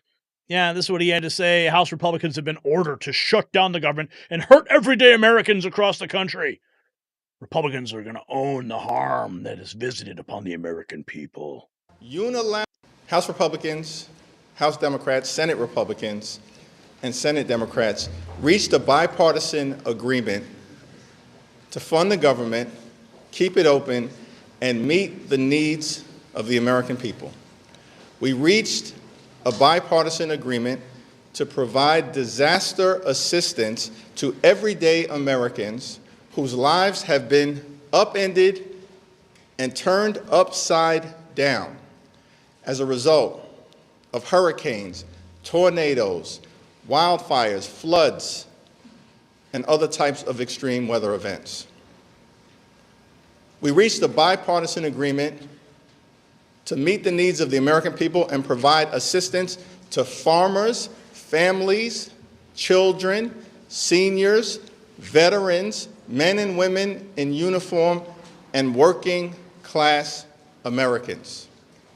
I mean, he's just using fear tactics. He's trying to scare you into thinking that we don't care about those people. How about We just care about what really needs to be taken care of in this country. I'm not saying those people don't, but they stuff so much pork in these bills that they put them on Christmas break, force people to vote on them, but the public pressure forced them to cut it down. Thank God.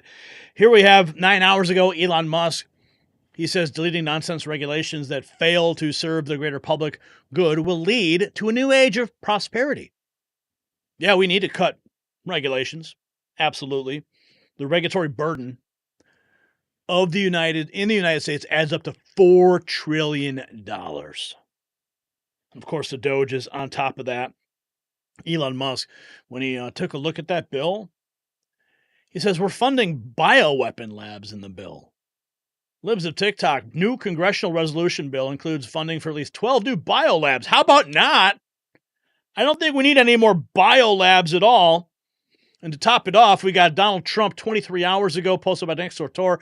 President Trump has just arrived to have dinner with Elon Musk and Jeff Bezos at Mar-a-Lago. Yeah, see, Jeff Bezos, he's feeling left out. He wants to be part of the club. He sees all the fun that Elon's having at Mar-a-Lago, hanging out with Trump and walking the halls of Washington, D.C., getting ready to cut the fat in government. You know, but Jeff Bezos and his Washington Post, what did they do? Right? They attacked President Trump at every single turn.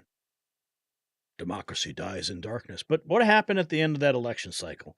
Jeff Bezos, he told them, you guys, we're not going to endorse a candidate. He saw the writing on the wall. He knew Trump was going to win. He saw that Elon Musk was getting all the attention that he didn't have. You know, Musk and Bezos, they are locked in a heated rivalry. And, I mean, Musk just one-upped him big time when he bought X. Bezos thought he was going to have it when he bought that newspaper, but no. He said, I'm not going to endorse a candidate this time around. And then the people at the Washington Times Post, I always get them confused. They all jumped ship, and the editorial board are quitting, right? The Washington Times, my bad. And now Bezos wants a piece of the action. So he's hanging out with Trump, and they're having dinner with Elon Musk. Man, to be a fly on the wall. Elon Musk, a day ago, your elected representatives have heard you, and now the terrible bill is dead. The voice of the people have triumphed. And this is interesting, too. We got this. Tricky Dick Durbin, my senator from my state of Illinois, getting confronted by CNN. Dick Durbin just body slammed the mainstream media, and they're turning on each other. Okay, so here's what's interesting. And this is typical political speak. Tricky Dick decides he's going to spin the question. Rather than addressing the failures of Congress, the repeated failures of Congress, and they're asking for more money for their own paycheck, he spins it around and slaps down the mainstream media, which I appreciate. I appreciate when the mainstream media, I appreciate when CNN's called out to the face, but you don't normally see it from a Democrat senator. But of course, the Democrat senator was simply using the failed ratings of CNN as a cudgel so he could, spin the conversation and never answer the question about his own failures and raises. So let's watch the moment. There anymore. Members are giving themselves a pay raise. Do you guys deserve a pay raise? Well, that's news to me. It's good news. What has it been, 10 years or 14 years of no COLA, no change at all? I think it's about time something's done. You support giving yourselves a pay raise? How would I not know about a pay raise? But I mean, people look at the performance of Congress and say, why should we give them more money? What about the media? Think about that for a second. And we're not paid by public money. I know you're not, but half of your listeners are not there anymore. You're still getting the same paycheck? What's going on? Well, members are giving them. I love it. I appreciate it. Thanks, Tricky Dick, for bringing that up. But of course, it's all about the money for these people. But that's the picture right there that speaks volumes. Elon Musk posting that 4 hours ago. The bill has been reduced. Pork has been slashed. People blaming Elon. And the swamp continues to scream. And their desperation's palpable. Crenshaw calling critics pathetic bottom feeders. Johnson trying to force through a bloated spending bill right before Christmas. These aren't the actions of confident leaders. These are the death throes of a corrupt system exposed to sunlight. But here's what terrifies them the most. The American people are awake, and we're watching. Now, here is what I want you to think about. Why are establishment Republicans like Crenshaw more angry at conservative voters than at the Democrats destroying our country? What does that tell you about where their true loyalties lie? I want you to comment below. Let's get in a conversation about this. And speaking of loyalty, show your support for real America First news with our exclusive MAG Avengers gear at shop.nextnewsnetwork.com, because when the swamp shows its true colors, we will be there to expose it. All right, Scooby Dragon. Couple super chatters coming through. Scooby Dragon, Frosty Sprinkles, John Lewis. What is up, John Lewis?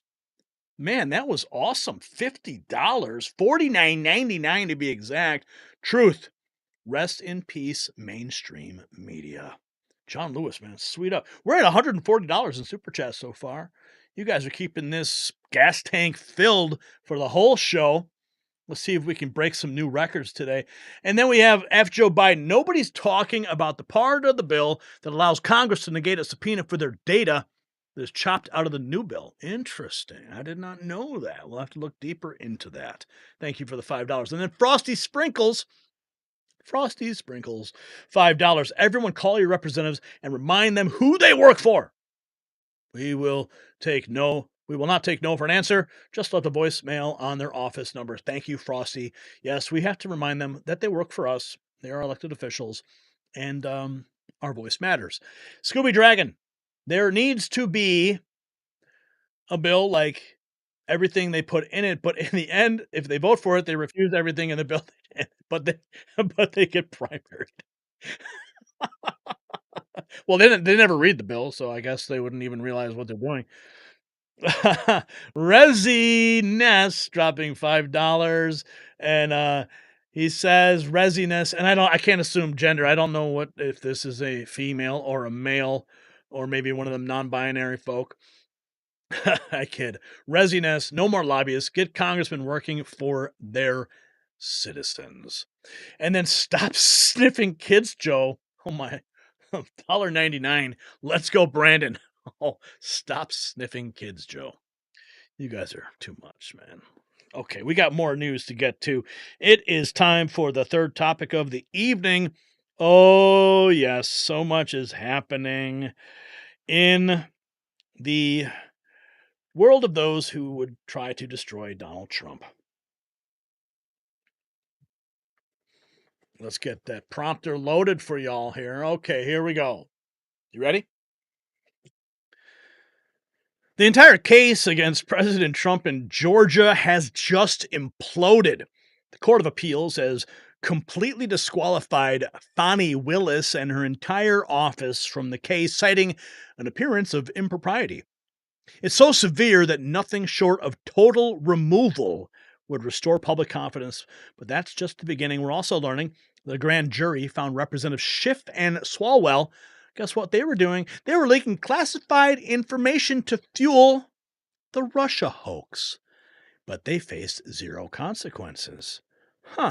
Swalwell and Schiff may be seeking some pardons. Of course, we know Schiff's on the list, right? I think they should add Swalwell too. Yeah, facing zero consequences, but you guys know, two systems of justice exposed in real time, and tonight we have the receipts. And just like how the two-tier justice system is destroying America's faith in our courts, uncontrolled blood pressure, it's silently damaging millions of Americans' health. Now, top medical experts report that only 1 in 4 adults have their blood pressure under control. A crisis of accountability. It's just like our justice system. But while we fight for equal justice, you can take control of your health. GlycoBoost Triple Action Formula helps manage blood pressure naturally using clinically proven ingredients. Visit boostwithgary.com. It's linked below. Get up to 40% off and take back control of your health destiny. We thank our new sponsor at boostwithgary.com. How do we start this show? How do we start this segment? I think we can just start it with Donald J. Trump in a classic moment. And not only that, all these local cases like Fani. It's spelled Fanny. It's spelled Fanny like your ass, right, Fanny? I think that sums it up quite well. But when she became DA, she decided to add a little French, a little fancy. Fani, and, Fani and Mr. and Mrs. Wade. Oh, boy. Which his wife did not appreciate. His wife didn't appreciate. Can you imagine these two people trying to take down I'm a very popular president. I mean, again, I got more votes than any sitting president in history. We have these two lowlifes trying to take down a president of the United States. But, equally badly, they went after 26 people. They wanted to make it 48 people. They had some senators that these guys know very well who were indicted, who were ready to be indicted, and somebody stopped it. And they wanted to find out what the hell is going on in Georgia, what's going on with the elections, and it's so crazy. And they almost got indicted for that. And not only that, all these local cases like Fani. It's spelled Fanny. It's spelled Fanny like your ass, right? You gotta love it. Oh, it's bad. It is bad news for Fani Willis, like your ass. The Georgia Court of Appeals just ruled that Fani Willis must be disqualified from the 2020 election case along with her entire office. Very likely the death knell for the entire case.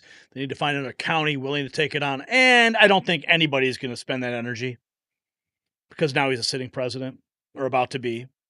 No one's going to go, we got to go. We got to pursue this case. And I think what's the worst part about it is all the people who've already pled. They've pled, they've taken plea bargains, whatever.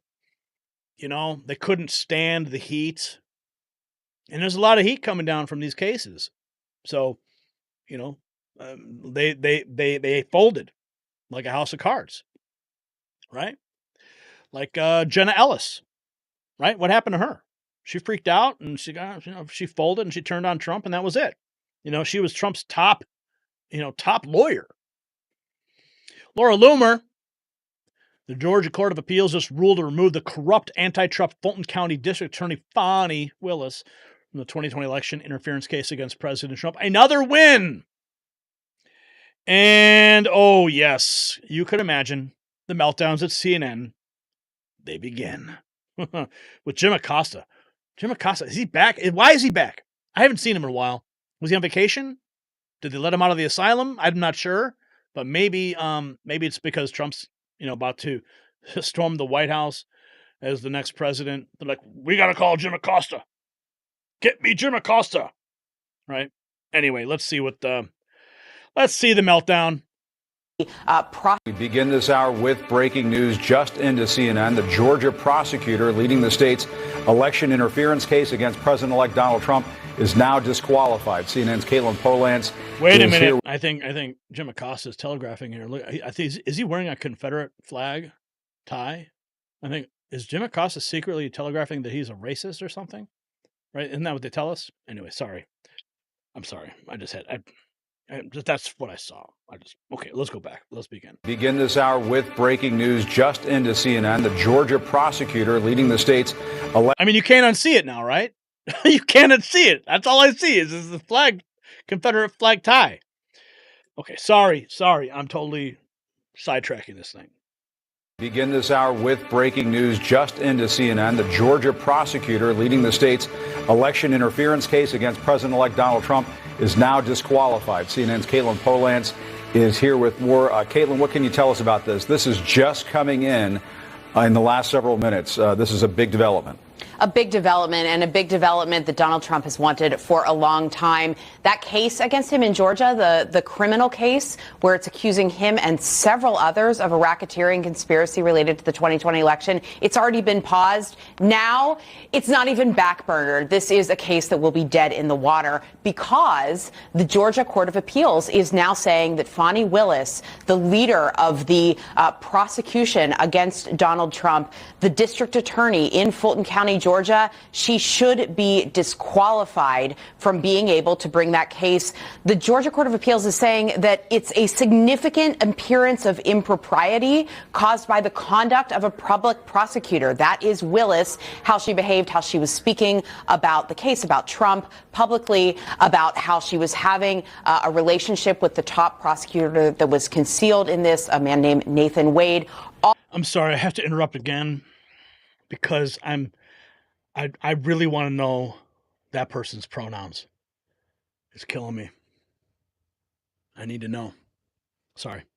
Of that, previously, the trial level judge had looked at and said, Fani Willis can stay on this case. We're not dismissing the indictment. But the Court of Appeals is now taking another look and saying, no, the trial judge was wrong. Fani Willis should be disqualified from continuing to lead this case. It would be a long process, or it will be a long process, to replace her, which is why I say this case is dead in the water now without Fani Willis, the person who was leading this case against Donald Trump in Fulton County. And just to keep tabs on how many cases there are against Donald Trump criminally, the other two in federal court, January 6th, and classified documents, those are dismissed.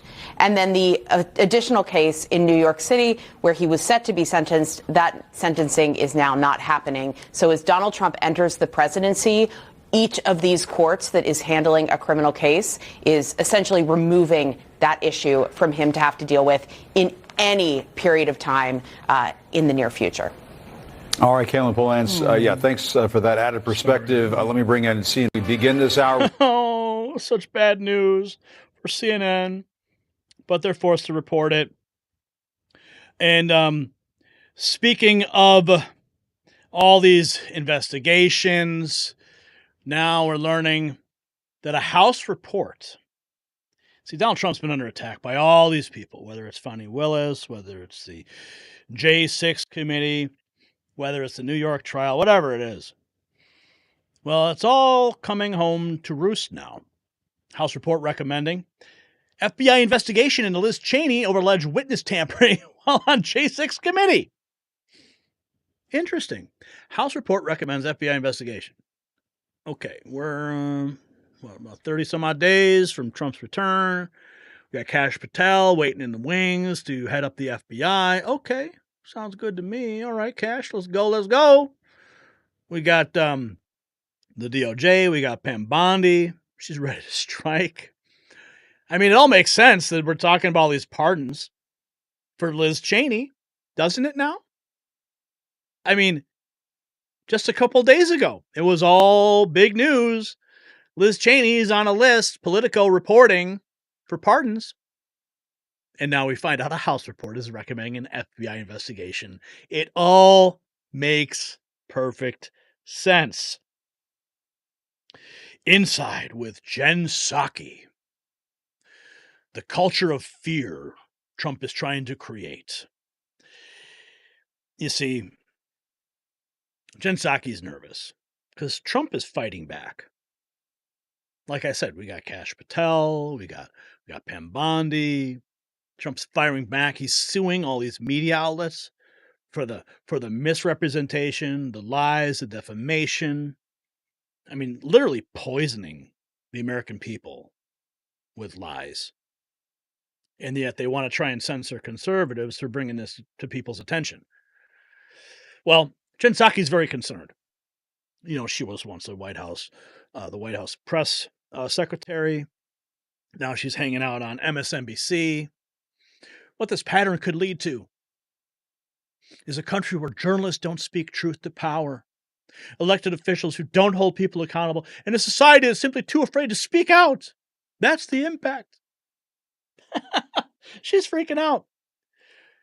Well, maybe she'll think twice before she utters more lies from her soapbox at MSNBC. That is, of course, if MSNBC isn't bought by Elon Musk. I mean, that is, of course, if MSNBC can actually survive, right? I mean, they're losing all kinds of viewership. Like, people are like, we're tired of the lies. We're tired of the misinformation. It's all coming out. And Jen Psaki's very, very nervous. Oh, look at that. What are the chances incoming FBI Director Kash Patel will investigate acting Justice Merchan and his daughter? Ho ho! Here's the Alec Lace show with Kash Patel. Kash Patel is always so animated. Like, this guy just doesn't take any crap. And I can't imagine like what it's going to be like when he's sitting at the top of the FBI. We got to get behind this nomination process. We cannot let them try to sideline this in any way. So this is from Amuse. This was published 2 days ago. And this is, well, let's just listen. Witness testify. Where are the subpoenas for the judge in this case? And I just put up a post, and I'm sure people are going to say, oh, it's controversial. Tampering with the jury is illegal in every state and every federal jurisdiction across this land. If you intentionally give a jury unlawful guidance, you are tampering with the jury to seek a political outcome. Where are the subpoenas for the judge in this case for his daughter's money bin that she has created to the tune of tens of millions of dollars? And oh, by the way, this judge is married to a lady who worked for Letitia James herself. So where are the House Republicans sending these subpoenas, finding out how much of our taxpayer money was being utilized? Yes, state prosecutors use federal taxpayer dollars as well. And I haven't seen one. I haven't seen one witness testify. What happens if these House Republicans just would send Judge Merchan a subpoena? What is he going to do? Not show up? No, he's going to call Joe Biden and he's going to ask for a pardon too. Ha ha! Okay. So on the pardon list, DOJ, Representative Schiff and Swalwell leaked classified documents. The Department of Justice. Merrick Garland's Department of Justice? Really? Amuse. Posting, the DOJ and FBI conducted a 3-year grand jury investigation into Schiff and Swalwell after congressional whistleblower told the FBI members were leaking classified material to the media. Cover up, he says. Why didn't the DOJ bother to tell us after a 3-year FBI investigation, the grand jury determined Reps Schiff and Swalwell leaked classified information to the press? Why didn't they prosecute the leakers? The DOJ Inspector General is asking the same questions. General Mike Flynn, what happened to the pardons when they discovered Biden didn't win the 2020 presidential election? What happens to the pardons when they realize that Joe Biden can't even figure out what flavor of ice cream he's eating tonight? Hey, Joe, just sign this. Here, Joe, take this and just sign it. What am I signing? Oh, you're just signing the receipt for the ice cream that we just sent up from the kitchen, Joe. It kind of looks like a executive pardon. No, Joe, no.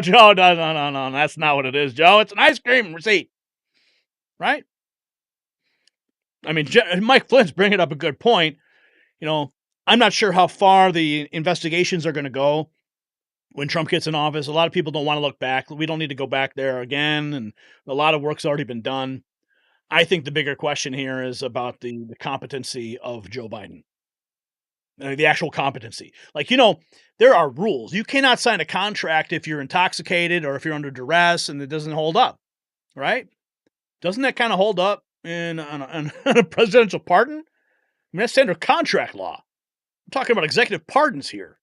If the guy's not even competent to stand trial, how can he sign pardons? Mr. Dirt says, just in time for Biden to have a reason to pardon them, why couldn't they wait to release this until after Trump's in office? Same for the report on Cheney today. We are being played.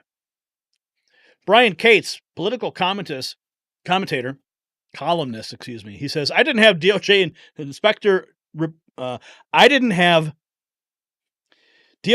General blithely admitting in writing in an official report that a federal investigation by a grand jury determined Schiff, Swalwell, and several top congressional staffers were leaking classified material to the press to drive the Russia hoax on my transition period bingo card. But we are here nonetheless. Ain't life grand? Ain't that beautiful, though? I'm glad to see this. But again, we go back to the pardon situation. Cheney, Schiff, add Swalwell to the list. Yeah. Just wait for it, folks. Just wait for it. And then we have, what else have we got here? Out, Brian Stelter, Trump's nuisance lawsuits. That's what he calls them, nuisance lawsuits. A no-holds-barred effort to tie up the press in knots. What? Brian Stelter. He calls President Trump holding the press accountable for all the lies that they've spewed nuisance lawsuits. Going to tie the press up in knots. How about we tie their tongue up in knots so they can stop spewing the lies?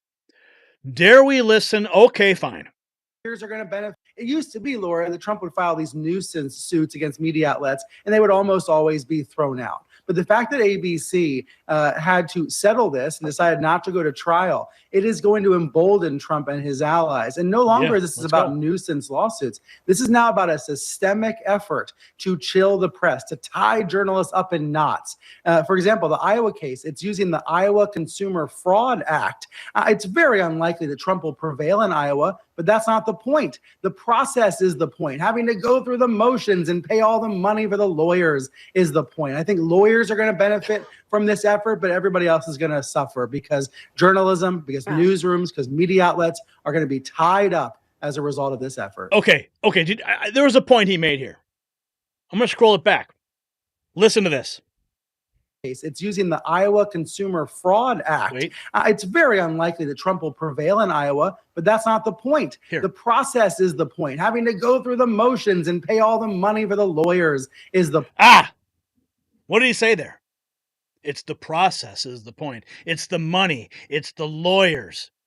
And that's exactly what they did to Donald Trump for years. Tying him up in court, derailing his presidential campaign, forcing him to go to New York. And what did he do? He turned lemons into lemonade and decided to campaign in New York to record number crowds. So Brian Stelter's no dummy. As stupid as he looks, he's no dummy. He just said exactly what the agenda has been all along. Tie Trump up in knots with all the lawfare. Well, guess what, bitch? It's all coming home to roost. Buckle up.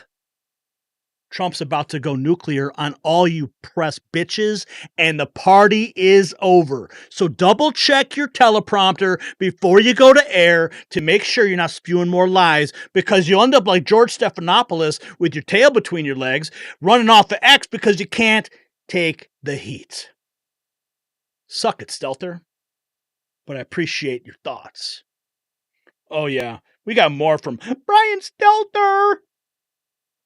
We'll get this. We got more. But as all this is happening, did you see this? Yeah. As all this is going on, we have another massive caravan coming into the U.S. They are rushing in before Trump shuts down the border. Okay? While we're talking about the bills and we're talking about the spending bills and we're talking about, Fani Willis, we need to make sure we're also looking a little south, a little further south, down to the border at what's coming. That is a massive crowd, folks. Oh, yeah. Did I say this already? Good morning. Merry Christmas. Happy Hanukkah. This is a good time to be an American. And I want to tell you that we've been watching with great excitement what's happening. It's 34 days until President Trump takes the oath of office, but he's already begun the power of the Trump effect. And you see what's happening at Mar-a-Lago. There's more activity there than there is on Pennsylvania Avenue because people around the world recognize that a new sheriff is in town. The leader is... That's right. A new sheriff is in town, folks. The DOJ is amping up. Fani Willis, she is on the ropes. CNN is melting down. The media is like, oh my goodness, Donald Trump's going to sue us. And then here we have Cassie Hunt, okay? Cassie Hunt, this was just about 24 hours ago. CNN this morning at 3:11 a.m. this morning. Donald Trump called for a criminal investigation into Liz Cheney on the basis of a House Republican subcommittee report singling her out for the investigation over January 6th. Okay, CNN, Let's hear you spin this garbage. Could be Donald Trump, just weeks away from being invested with the immense powers of the presidency, calling for a criminal investigation into Liz Cheney over witness tampering after a report from House Republicans singled her out, accusing her of colluding with a witness on the January 6th committee and recommending she be investigated for possible criminal prosecution. The president-elect weighing in on Tuesday's report just 3 hours ago, saying this on his Truth social platform, quote, Liz Cheney could be in a lot of trouble based on the evidence obtained by the subcommittee, which states that numerous federal laws were likely broken by Liz Cheney, and these violations should be investigated by the FBI, end quote, 3:11 a.m. this morning. The president-elect there, referring to the report released yesterday by a Republican-controlled House subcommittee, alleging what it called, quote, the failures and politicization of the January 6th Select Committee, end quote. The report calls the committee, quote, a political weapon with a singular focus to deceive the public into blaming President Trump for the violence on January 6th and tarnish the legacy of his first presidency. Among the report's allegations against Cheney that she colluded with one of the committee's witnesses, Cassidy Hutchinson, who served as an assistant to White House Chief of Staff Mark Meadows. Hutchinson provided testimony about Trump's actions on January 6th, including recounting a story she was told about an interaction the president had with his Secret Service driver. And what about the text messages? What about Cassidy Hutchinson's text messages? The president said something to the effect of, I'm the effing president, take me up to the Capitol now. To which Bobby hearsay, Your Honor. Hearsay. Responded, sir, we have to go back to the West Wing. The president reached up towards the front of the vehicle to grab at the steering wheel. Mr. Engel grabbed his arm, said, sir, you need to take your hand off the steering wheel. We're going back to the West Wing. We're not going to the Capitol. Mr. Trump then used his free hand to lunge towards Bobby Engel. Hearsay. That would never be admitted in court, ever. And I believe she actually retracted that entire testimony. In a lengthy statement, Cheney refuted the report's findings. She says that it, quote, intentionally disregards the truth and the Select Committee's tremendous weight of evidence and instead fabricates lies and defamatory allegations in an attempt to cover up what Donald Trump did. Okay, you can keep crying, Liz Cheney. We know you're on the pardon list. We know the game. We know it all. We've got the receipts, and we're not going to let anyone cash them in. Let's see.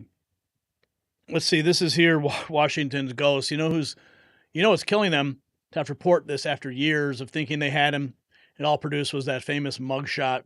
The case against Trump is now dead in the water. I think Acosta is going to cry. Fani Willis removed from Trump's bogus criminal case in Georgia. It is all falling apart, folks, as hordes are coming towards the border. The media is freaking out. And of course, and not only that, all these local cases like Fani. It's spelled Fanny. It's spelled Fanny like your ass, right, Fanny? The Georgia Court of Appeals decision isn't just a victory for Trump, it's a victory for equal justice under law. When the court says no remedy except complete disqualification will suffice, it tells you everything about the corruption that they uncovered. Meanwhile, CNN is in meltdown mode, watching their carefully crafted narrative crumble in real time. So here is what I want you to consider tonight. Fani Willis could have used her power this blatantly while the whole world was watching. What do you think is happening in cases where the media isn't paying attention? What other corrupt prosecutors are out there weaponizing our justice system against their political enemies? Drop a comment below. And show your support for equal justice with our exclusive Mag Avengers collection at shop.nextnewsnetwork.com, because when they try to rig the game, we expose the truth. What's up, folks? $194.97 in super chats. Wow. You guys are on fire tonight. Resto guy. Okay, we got Cindy Brandreth, $25. Keep up the good work. Thank you, Cindy, for your contribution to the Alex Jones Was Right jar. And then we have Resto Guy 1. Love Resto Guy. He is a loyal member and a loyal viewer, like so many of you.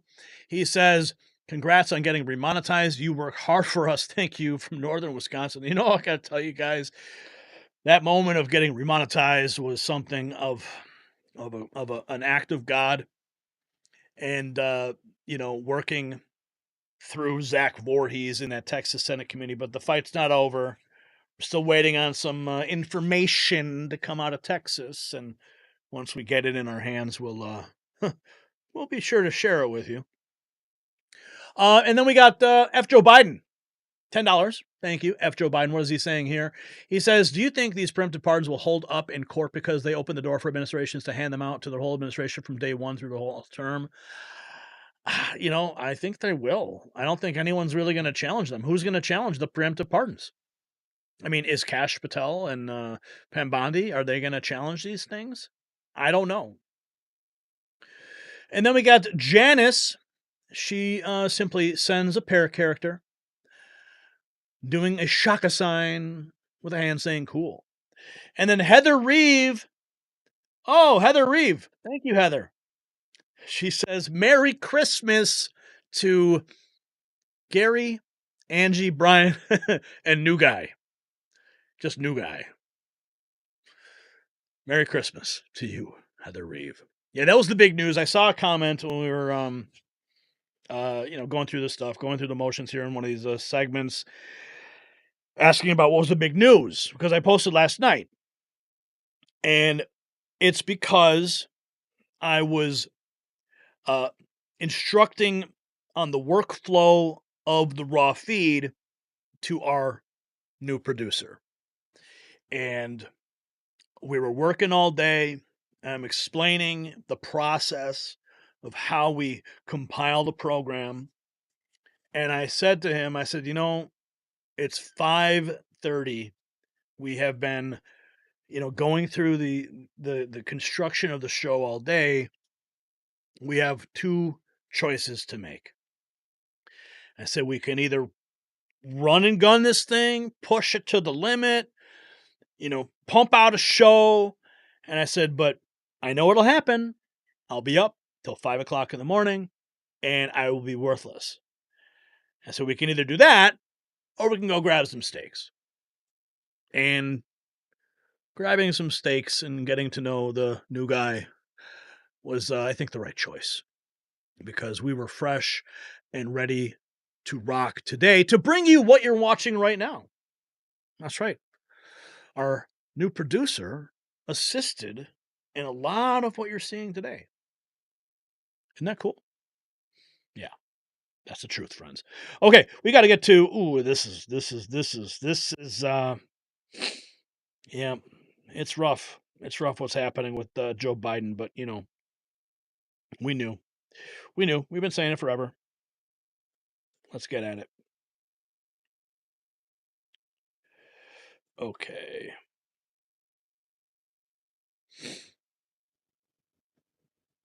Okay, here we go.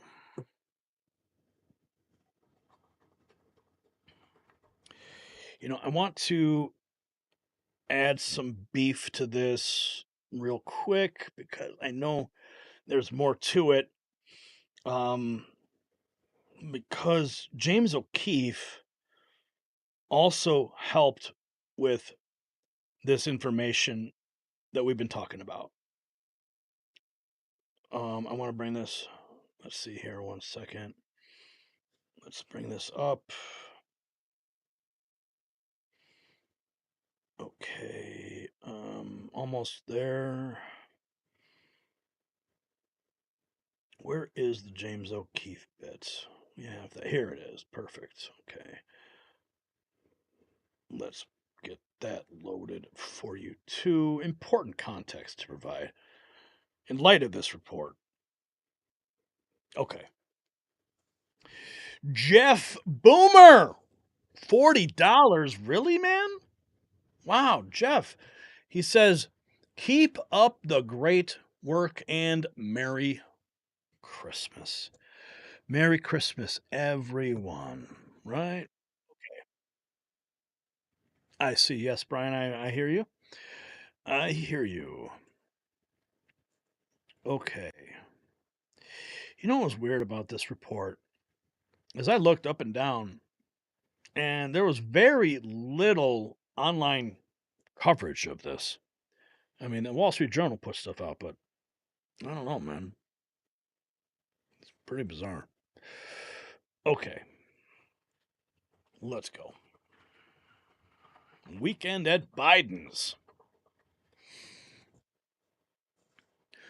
The Wall Street Journal today has confirmed what many Americans have long suspected. The White House is essentially operating without a president. Aides controlling access, meetings rescheduled when he's having off days, handlers repeating basic instructions about where to walk and stand. But while Biden stumbles, Trump soars. Named Person of the Year by both Time and Financial Times. Two leaders, two completely different trajectories, and tonight we have the truth. And it proves what's really happening behind the White House. And you know what hurts more than watching Biden's cognitive decline? Living with chronic pain. While the White House staff scrambles to manage Biden's limitations, millions of Americans struggle with daily discomfort. And just as Trump offers hope for America's future, Canalidine offers hope for pain sufferers. This revolutionary 100% drug-free compound, it optimizes your body's natural painkillers, providing relief without side effects. Over 1 million Americans, including professional athletes, they trust Canalidine. So visit tricano.com/NNN. It's linked down below and experience what pain-free living feels like. You have nothing to lose but your pain. Now, just the other day, James O'Keefe, he struck deep into the deep state, right to the heart of the White House. And we're going to play just a clip of this. I know we played it before, but it's all part of the story.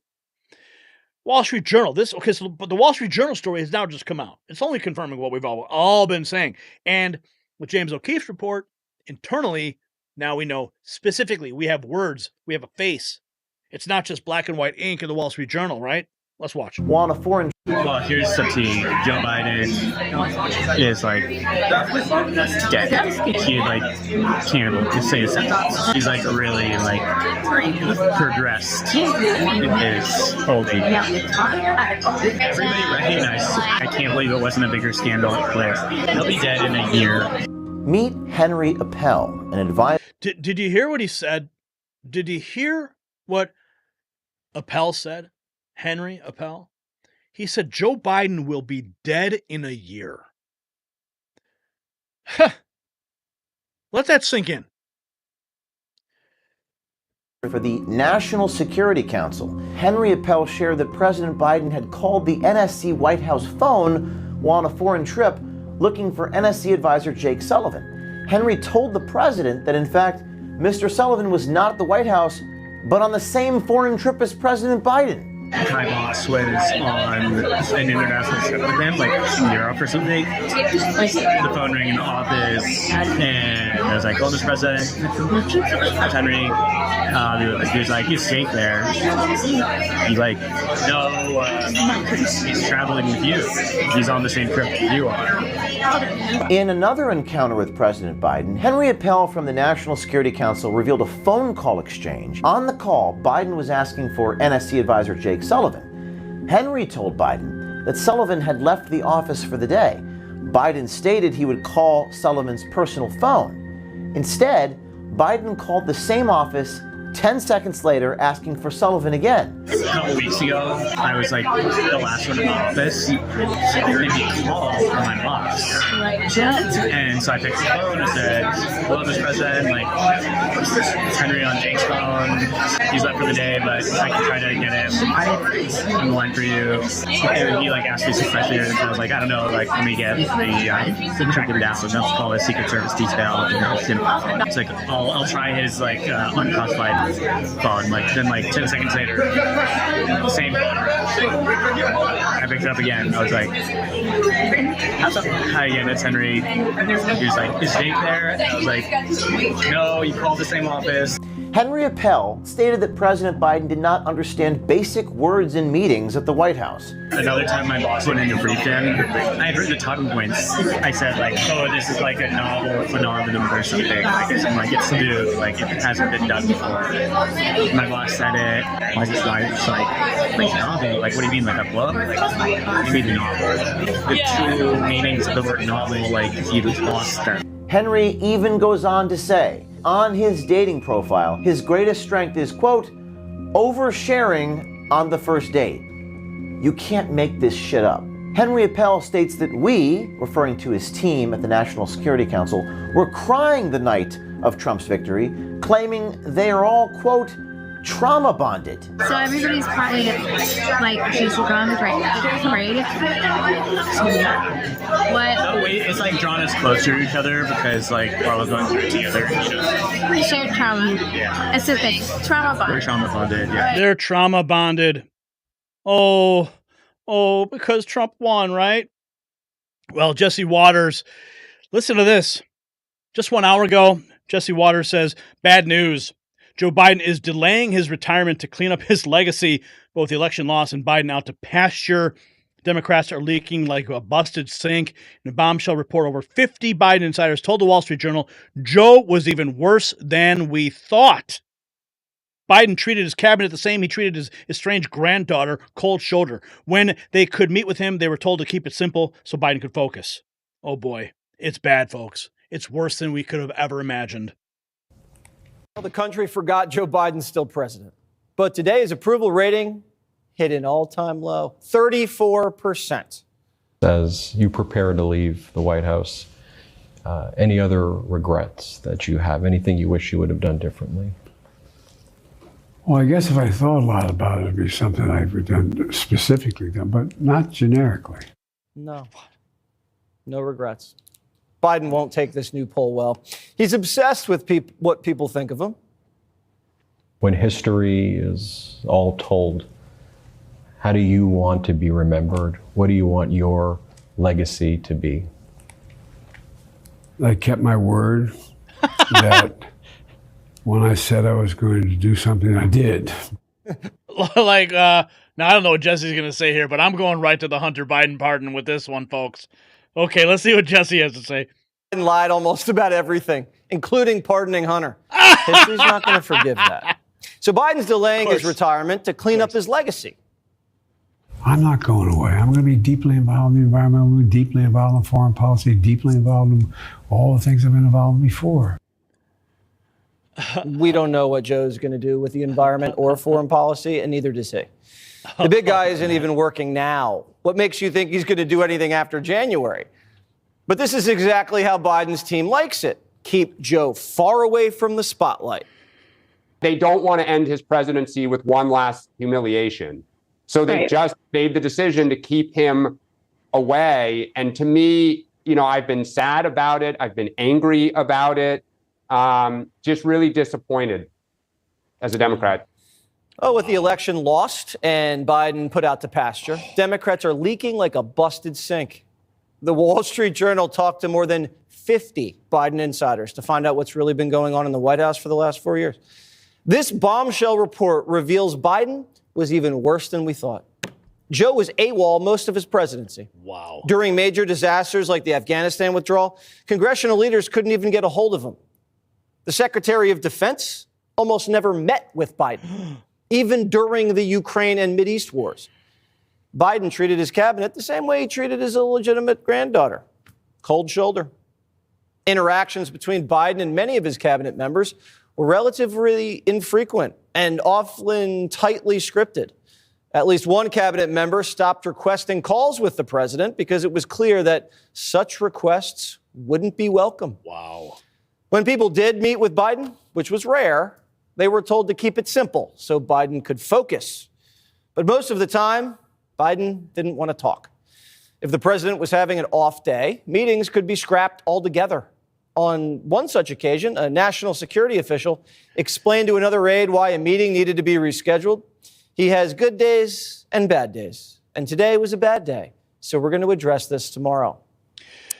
Oh, just based on if he's having a good day or a bad day. Well, here we have this post. If Trump wants to investigate someone legitimately, investigate Jill Biden and the people around POTUS 46 for keeping an individual in cognitive decline in charge of the nuclear codes. This is Jason, at Jason. I don't know who at Jason. Jason All In. Who's Jason All In? Wow, he's almost got 1 million followers on X. First investor in Athena. Wow. Startup guy. Wow, this guy's got some clout. He says, my gut tells me this Wall Street Journal report is the tip of the iceberg. And he has a screenshot. Presidents always have gatekeepers, but in Biden's case, the walls around him were higher and the controls greater, according to Democrat lawmakers, donors, and aides who worked for Biden and other administrations. There were limits over who Biden spoke with, limits on what they said to him, limits around the sources of information he consumed. Throughout his presidency, a small group of aides stuck close to Biden to assist him, especially when traveling or speaking to the public. They body him to such a high degree, a person who witnessed it said, adding that the hand-holding is unlike anything other recent presidents have had. And I go back to what we just saw with James O'Keefe and the National Security Council advisor. I mean, the fact that James O'Keefe got that undercover video and then this Wall Street piece comes out, Wall Street Journal piece, boom! And that advisor says Biden's going to be dead in a year. Now, how sad is that? I wish no ill will against Joe Biden. I wish him a long life. I wish him health. I wish that he would go and visit that granddaughter that Hunter had with the stripper while he was on a coke bender. I wish they would put a stocking up there for her on the White House mantle. But I digress. You know, we have to pray for our enemies, regardless. Of course, we all want justice. We all want justice. Justice is coming. It moves slowly, but it's coming. And the justice, it may not come in the form of Kash Patel launching investigations. It may not come in the form of Trump investigating someone legitimately like Jill Biden. But it'll come in the form of reports like this from the Wall Street Journal. It'll come in the form of undercover reports like James O'Keefe has presented to us. Because that justice is the vindication of years and years of being told that our eyes were lying to us. That everything we saw, when you have Joe Biden falling down, riding a bike because he's just not capable. Oh, when he's falling up the stairs on Air Force One because his gait is compromised due to his condition. But they won't tell you the condition. Everything's fine. This is the saddest part of this administration. This is a heartbreaking moment for America. Literally, my heart is breaking for this country. Because for the last 4 years, we have not been led by anyone except for the puppet masters behind the scenes. And that's why things are going to change now. Ben Williamson posting this. In light of today's Wall Street Journal report exposing Biden is completely unable to do the job of president for the last 4 years, I once again raise you this June June 17, 2024 report from Nicole Wallace, who spoke about a Republican plot to create insidious cheap fakes, painting Biden is unfit. The media has a role to play in this, and they're just as guilty as those shielding Biden in the White House. Just as guilty. It's because they work for the swamp. They work for the deep state. They do not have your interests in mind, only theirs. Posts. There's a growing and insidious trend in right-wing media, broadcast, print, and social media. It is to take highly misleading and selectively edited videos of President Biden directly from Republican National Committee social media accounts and then use those videos to spread messages virally to cast doubt on President Biden's fitness for office. Here is this headline from the New York Post, quote, Biden appears to freeze up, has to be led off stage by Obama at Megabucks LA fundraiser. The full video posted by Biden finance chair on Twitter shows something entirely different. Oh, really? Biden reacting to applause and then walking off stage with former President Obama. It comes less than 1 week. But she didn't. What she left out there, you guys all saw it. You remember. Obama had to lead Biden off the stage. Had to grab him and guide him off the stage. She left that out. The media's been lying to us. We've been trying to sound the alarm. And now the Wall Street Journal blowing the whistle. James O'Keefe blowing the whistle. Here's more from Ben Williamson. March 12, 2024, Adam Schiff makes a public show of criticizing Robert Hur for including Biden's poor mental state in the Hur report. March 12th. Okay? That video from Ben Williamson, he said this video here from MSNBC, this was from June 17th of 2024. But then we have this, March 12th. This, you guys know, this has been going on forever. You could have said, you don't in the rules, Mr. Hur. What is in the rules is you don't gratuitously do things to prejudice the subject of an investigation when you're declining to prosecute. You don't gratuitously add language that you know will be useful in a political campaign. You were not born yesterday. You understood exactly what you were doing. It was a choice. You certainly didn't have to include that language. You could have said, vis-a-vis the documents that were found at the university, the president did not recall. There is nothing more common. You know this. I know this. There is nothing more common with a witness of any age when asked about events that are years old to say, I do not recall. Indeed, they're instructed by their attorney to do that if they have any question about it. You understood that. You made a choice. That was a political choice. It was the wrong choice. Mr. Chairman, I yield back. Yeah. Adam Schiff, get that pardon request ready. Hur didn't have to include that language? Maybe he did because of Biden's performance was so bad in those interviews, he had no choice but to include it. And now the Wall Street Journal confirming it all. Oh, it is outrageous. Peter J. Hassan providing some context. Spring break 2021, Biden officials cancel his national security meetings based on whether he's having a good day or bad day. August 2021, Cecilia, CNN analyst, says GOP questions Biden fitness are gross, lowest common denominator politics. 2021.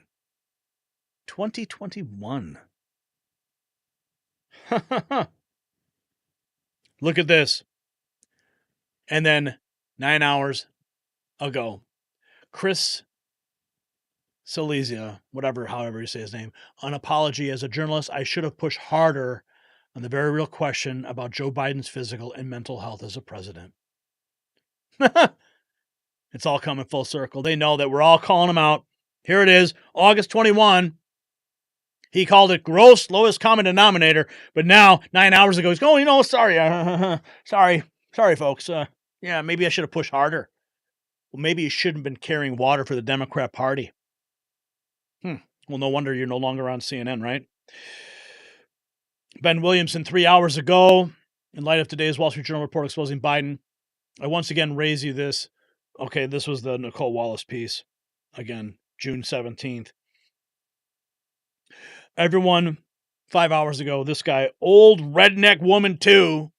Everyone shocked about the Wall Street Journal report about the government lying about Biden. Welcome to the party. We've known that for years. No one should be shocked about our government lying about anything. They've done it for decades. Mike Beach. Wall Street Journal drops bombshell report on Thursday revealing how Biden's team protected and hid his decline from the public from day one. The details that should have led to Biden being 25th Amendment. And a symptom of that lack of leadership is the fact that we have crime out of control. We have a border that is wide open. And now, Phil Holloway's saying Alvin Bragg is the reason why 250 National Guard troops will be deployed to New York City subways this Christmas and New Year. Well, I would not necessarily say Alvin Bragg. What about all of the criminal migrants that are pouring into New York because of Joe Biden's lack of leadership? We're expecting about 7.5 to 8 million more visitors coming to our city, using public transit, taking our buses and subways, as well as walking our streets. We welcome them. We're excited they're here. But I want them to know that when they come through that turnstile, that they'll be safe. So today, at this particular time, with this higher volume of visitors and riders, I'm announcing an additional 250 more National Guard to be deployed to help support New York's Joint Task Force Empire Shield. This is the unit that protects our subways, our assets, as well as our streets. Kathy Hochul deploying the National Guard in New York subways because crime is out of control. She says she wants to keep people safe. Well, she doesn't talk about all the crime. She's talking about all the migrants running wild around that city. Nope. Not at all. Donald Trump posted this a day ago. You know, speaking of lack of leadership, right? We have no one leading in the White House. Donald Trump's not even in the White House yet. And his gravity that he is throwing around is causing Canada to collapse from within. Just the mere utterance of the word tariff, and all of a sudden Canada is collapsing. The entire top tier of the Trudeau government, people calling for Trudeau's resignation. He said this on his Truth Social account: no one can answer why we subsidize Canada to the tune of $100 million a year. Makes no sense. Many Canadians want Canada to become the 51st state. They would save massively on taxes and military protection. I think it's a great idea, 51st state. Now, I mean, this is like an extended troll campaign by continually putting this message out, 51st state, ha ha. You know it'll never happen. It's absolutely impossible for it to happen. But what it does is it keeps it in the news cycle. It keeps the pressure on Canada because they can't take a joke up there. They can't. They see a post on Truth Social, they melt down, and then all of a sudden you got people resigning in the top financial elements of that government because they're afraid to release a budget report. Because Donald Trump's threat of tariffs has exposed the whole game. Now people want Trudeau to resign, and he should. In fact, he should report directly to prison, in my opinion, for what he's done to the Canadian people. MAGA Voice. It was 3:30 in the morning when Donald Trump said on Truth Social he thinks Canada should be the 51st state. MAGA Voice likes the idea. I don't know. What do you guys? Do you guys think Canada should be the 51st state? I don't know. The Wall Street Journal article now confirming what many long suspected or assumed: there was no president for these last 4 years. It was a president by committee. How the White House functioned with the diminished President Biden in charge. How sad. Chuck Calestro, again, we bring up this point about the migrant caravans that are coming across the border. They are scrambling to get here because there is no leadership, because it's president by committee. Kathy Hochul being forced to dispatch 250 National Guard. Where are all these people going to go? At least Tom Homan is getting the gears in motion. He's already talking to the people in all the different cities, Chicago, New York. He's getting ready. These people should be watching the Next News Network on their government-issued smartphones, because at least they would know what Tom Homan's about to do when they cross that border. Jason Miller, we are so back. Financial Times, Person of the Year, Donald Trump. After the most dramatic comeback in modern U.S. history, the president-elect promises a new era of sweeping deregulation and a profound shift to the cultural right. Financial Times. Financial Times. Aren't these the same outlets?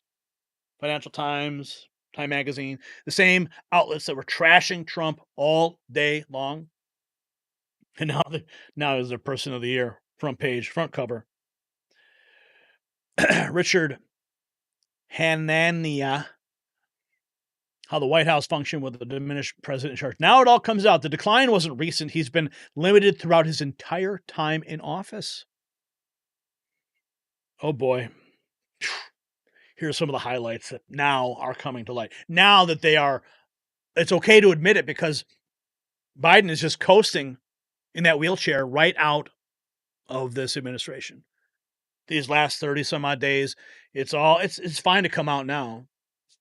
But what happens next? What if this Wall Street Journal report suddenly does trigger some last minute 25th Amendment thing? I mean, hell, they were impeaching Trump on his final days in office. If they were that anxious to make up a bunch of garbage and just force him out immediately through an impeachment.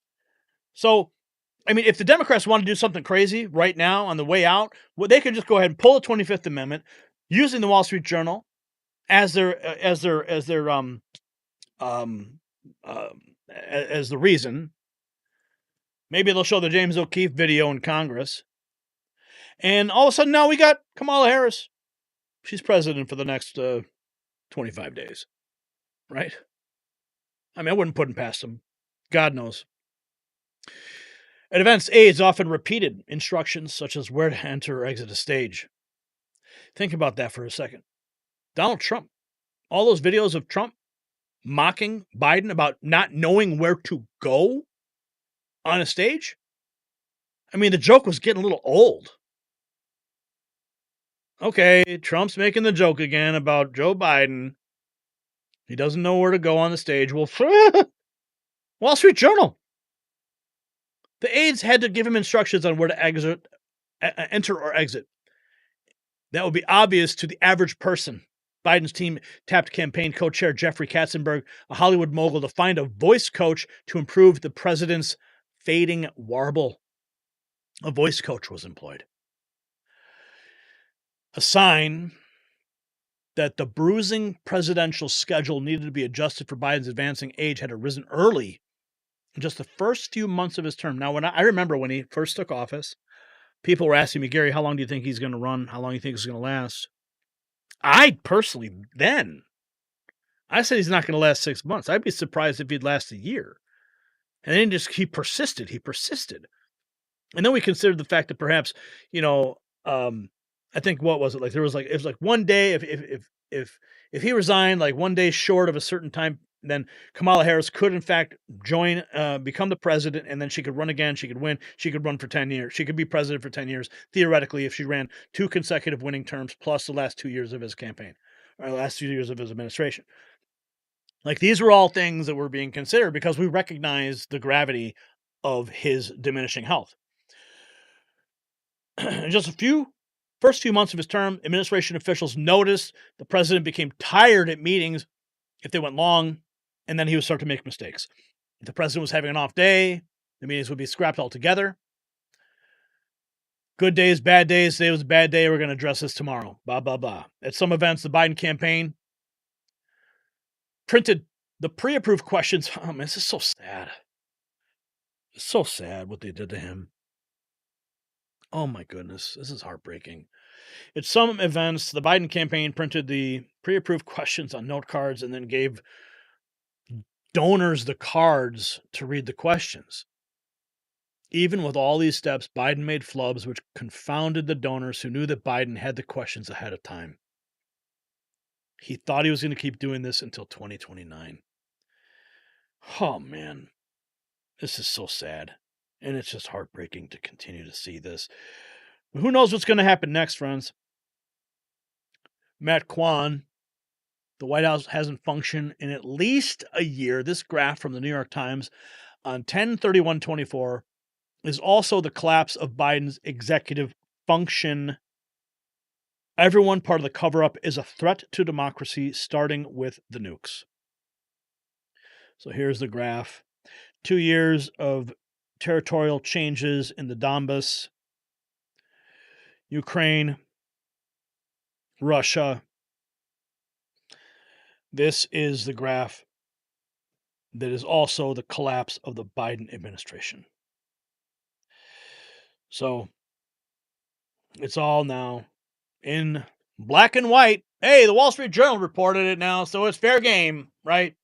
But when Gary Franchi brings it up, it's a conspiracy, right? Isn't that how it works? Oh, yeah. We're always ahead of the curve here, folks. We have been. And that's why you watch this channel. We call out these liars, these people deceiving us like this guy right here. We've been calling them out forever. Chickens are coming home to roost. Party's over. And the contrast couldn't be clearer. While Biden's team scrambles to limit his public appearances and script his every move, Donald Trump is commanding stadiums, giving hours-long speeches, and laying out a bold vision for America's future. The Wall Street Journal's revelations aren't just embarrassing, they're dangerous for our national security. So here's the question every American needs to ask themselves. If Biden's own staff doesn't trust him to handle basic meetings without extensive preparation and protection, how can we trust him to handle critical decisions about our nation's future? Thankfully, we don't have much longer to wait until Donald Trump gets into office. Because the future is about to change. The other question is, what aren't they telling us about his true condition? You know, it's all going to come out at some point, folks. It's all going to come out. We're going to find out, and we're all going to be proved right again.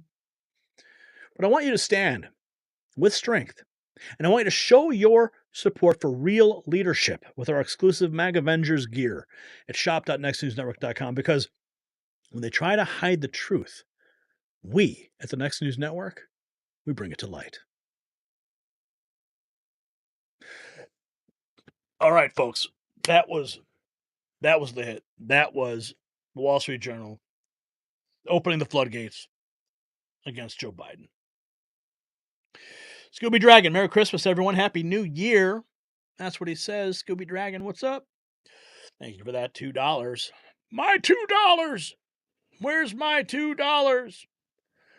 How come this? Okay, can you please? Will it show? This computer's so laggy. I gotta get this thing. I gotta get a new computer here. Okay. Lost network connection. Did I lose the network connection? I hope not. Oh, allocating some resources. Are we still here? I hope we're still here. Give it a second. It's gonna pick back up. Okay, yeah, I think it did. Okay, I think we're good.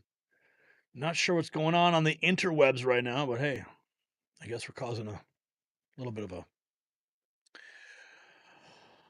Okay, anyway, Craig, $5. Thank you, Craig. Canada should be the 51st state. That way, we only have American hockey players. Oh, that's funny, man. That is funny. Okay, we got to get to our last topic of the night. And I think you're going to enjoy this. So don't go anywhere.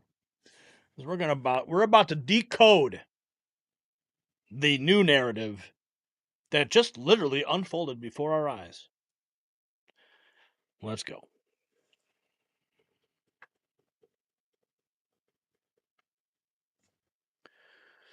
Tonight, we expose the deep state's desperate playbook of division and destruction. What you're about to see proves how they are working overtime to isolate and neutralize anyone who threatens their control. They're trying to manufacture conflict between Trump and Musk. They're demonizing effective voices. The same shadowy forces that targeted General Flynn with the Russia hoax are now deploying their tactics against a new wave of threats to their power. And just today, we learned of an armed assassination attempt in Chicago against a political commentator that shows just how effective their tactics have been against anyone who upsets the rotten apple cart. The pieces are all connecting, and tonight we reveal the truth that they don't want you to see. And while the deep state tries to divide America, they're also destroying something vital to our survival. I'm talking about our bee population. That's right. Just as they silence truth tellers, the disappearance of bees threatens our entire food supply. Patriot Bee Best isn't just fighting back, they're building a movement. Excuse me. They're building a movement to save American bees and our food independence. And guess what? For less than 17 cents a day, you can join in this critical mission. Just 17 cents. Visit patriotbeebest.com and use code NEXTNEWS for 25% off of your subscription. Do not wait until our food supply is compromised. Become part of the solution today. So we got bombshell after bombshell that all just dropped. The new narrative is clear, and we're about to deconstruct the whole thing for you because you need to be aware and you need to tell President Trump what is up.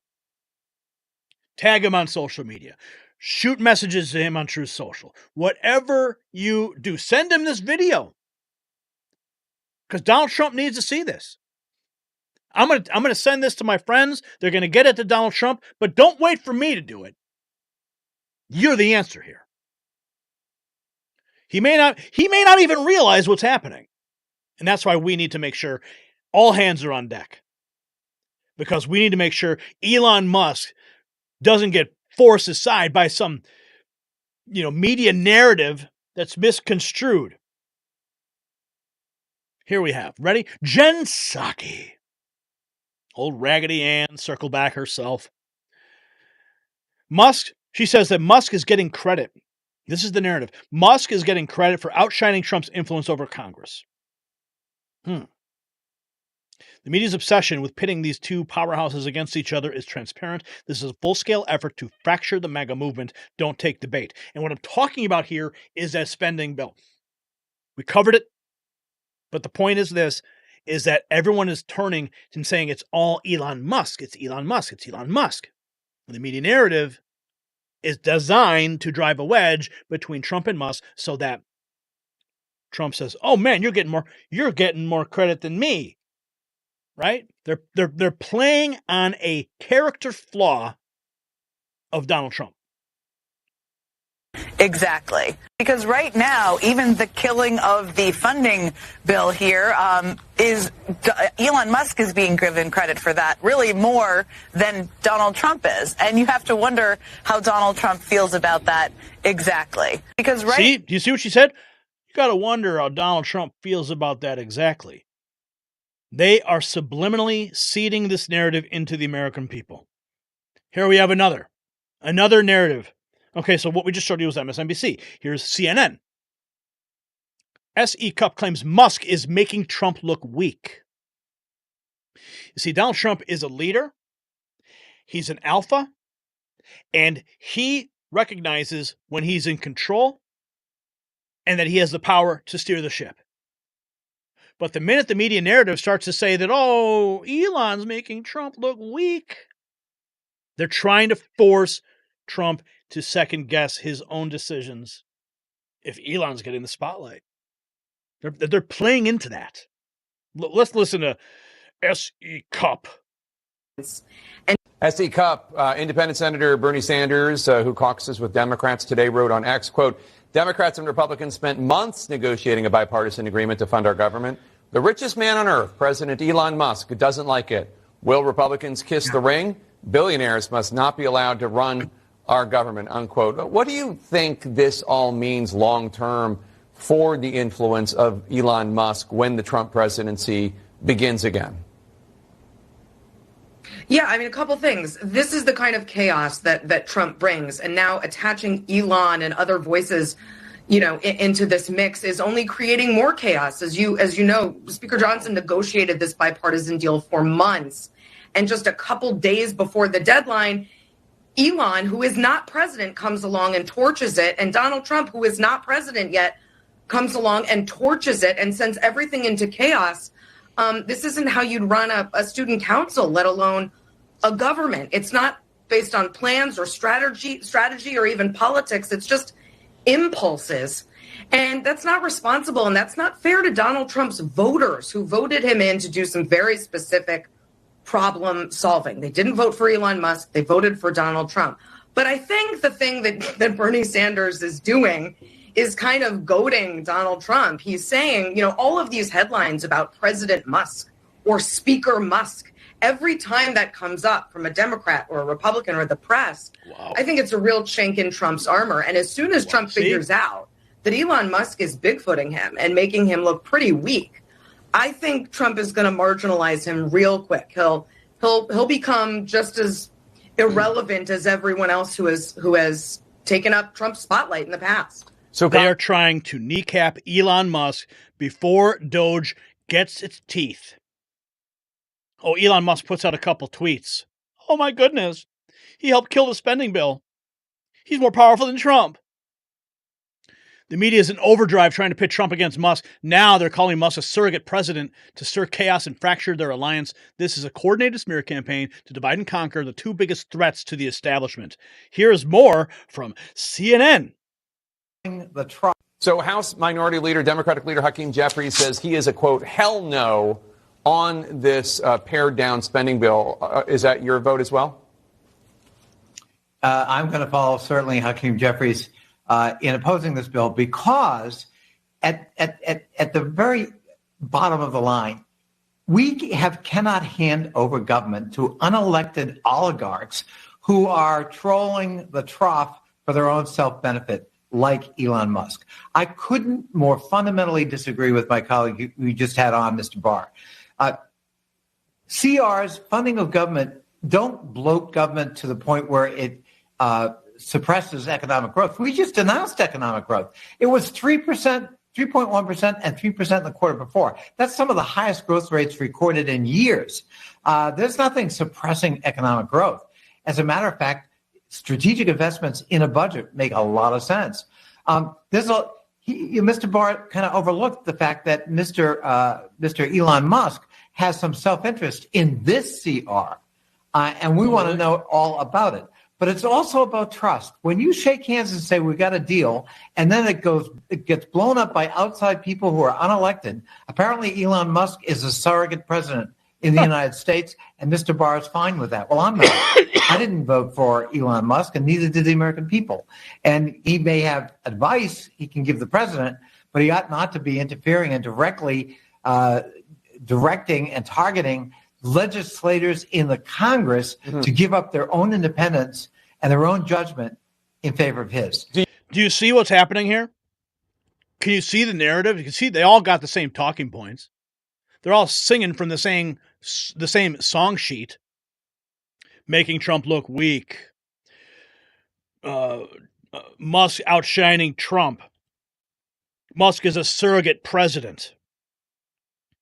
Even this from Nancy Pelosi 5 hours ago. Elon Musk ordered his puppet president-elect and House Republicans to break the bipartisan agreement reached to keep government open. Elon Musk ordered his puppet president-elect.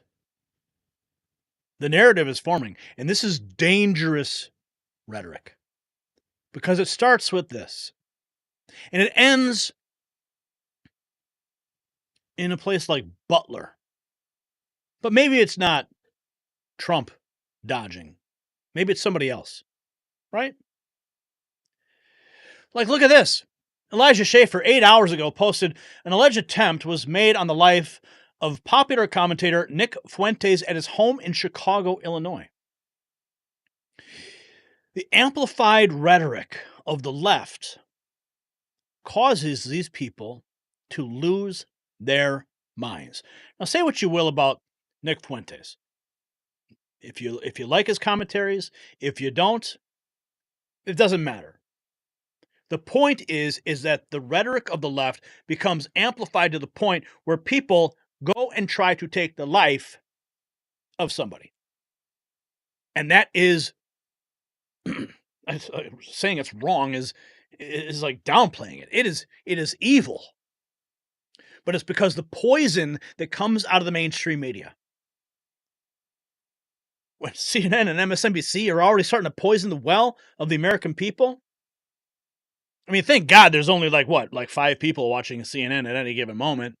MSNBC is on the outs. They're losing followers and viewers every day.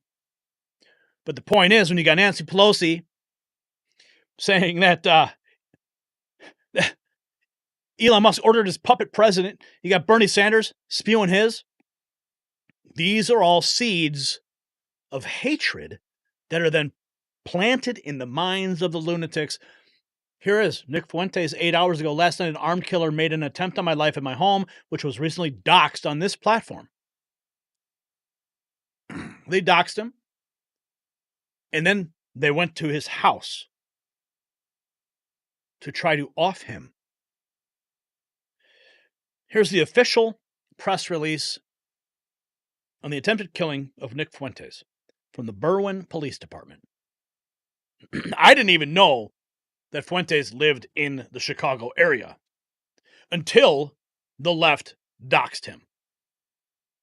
I was surprised. I always thought he lived somewhere else. I didn't know he lived so close. And that's terrifying. What about me? What about my safety? It's the rhetoric of the left that causes moments like this to occur. And it starts with seeds like you see from Psaki, from Turd Tapper, right? Oh boy. Hannity texting Kayleigh McEnany a 5-point plan, talking to Trump on January 7th. No more stolen election talk. Yes, impeachment on the 25th Amendment are real. Many people will quit. Kayleigh McEnany responds, love that. Thank you. That is the playbook. Kayleigh McEnany. Finally, the Select Committee is investigating the former president activities and conduct on the days after January 6th, including President Trump's state of mind during that period, whether the president took appropriate action regarding the continued threats of violence. What does that mean? How does it connect? Hannity, Kayleigh McEnany, former White House press secretary. Hannity, obviously a very influential voice, discussing how they would manipulate President Trump, how they would try to force him into certain narratives. And she confirms that's the playbook. We're gonna try to manipulate Trump. Talking with Hannity about manipulating Trump. Any Trump supporter paying attention wanted Trump to call out Kayleigh McEnany long ago. First, she joined Fox News. Then her post-J6 texts were revealed in which she tells Hannity that she'll help reinforce his awful ideas, such as convincing Trump to attend the inauguration. What does that mean? What does that mean? Even in Trump's own inner circle, people can't be trusted anymore. She goes to Fox News. Do you watch Fox News anymore? A lot of people have jumped ship. They don't watch them. They watch Next News Network. They get the facts from us because we deconstruct these narratives no matter who they are. Whether it's the inner circle around Trump trying to manipulate him, or it's the people trying to manipulate the narratives over at CNN, trying to seed these thoughts into the minds of these lunatic leftists. Trey Gowdy even rebuking Trump's Spygate claim, FBI. This is back in May 2018. Trey Gowdy rebuking Trump's Spygate claim. FBI did what Americans would want them to do. I loved Trey Gowdy. I loved seeing him on the floor in these committees, giving hell to these bureaucrats and elected officials. But here's Trey Gowdy rebuking Trump over Spygate. That was all proven true. Trey Gowdy supported Russiagate hoax from day one and backed the FBI's coup effort. Did you know that? November 17th, Cernovich posting this. The FBI. You're talking about right now, was that strengthened when you went into this briefing last week? Yes, I am even more convinced that the FBI did exactly what my fellow citizens would want them to do when they got the information they got. So even within the conservative circles, the narratives need to be questioned. And what's even more dangerous is that when we have these conservatives and we trust them and we hold them to a higher standard, but yet all of a sudden, they start dropping similar seeds of doubt, even within our own movement. How dangerous is that? Yeah. Remember Mike Flynn? We published this about 6 hours ago. The deep state targeted Mike Flynn with lies about Russia, using divide and conquer to remove him from Trump's administration. They will use the same playbook again and again. Stay vigilant. Doesn't this all sound familiar? They think we have forgotten. Well, we have not forgotten. And that's why this video you're watching right now is so important. Because the playbook is out, it's out there. It's out in the open. We see it. We see the patterns. And they're trying to do it right now by driving a wedge between Elon Musk and Trump before the Doge can get its teeth and destroy the deep state. BBC News. In the Barely 3 weeks into his presidency, Donald Trump has lost one of his closest advisors. Retired Army General Michael Flynn, a man renowned for his close ties to Russia, resigned amid allegations that he misled senior officials about conversations between him and the Russian ambassador a few weeks before the Trump administration took office. In his resignation letter, Mr. Flynn said that as the incoming national security advisor, he held numerous phone calls with foreign counterparts, ministers and ambassadors. Unfortunately, he goes on, because of the fast pace of events, I inadvertently briefed the vice president-elect and others with incomplete information regarding my calls with the Russian ambassador. Same playbook, different player. Elon Musk is a target now. They want to do him like Obama did Flynn. Right? Remember what they did to Peter Navarro? Yeah, they tried to get him to flip on Trump. They put him in jail because he refused to flip. Committee. Here's how it went. Here's how I got in prison. The legislative branch came for me first. Your favorite Democrat, Nancy Pelosi, created your favorite committee, the sham January 6th committee, which demanded that I violate executive privilege. What did I do? I refused. The J6 committee demanded that I betray Donald John Trump to save my own skin. I refused.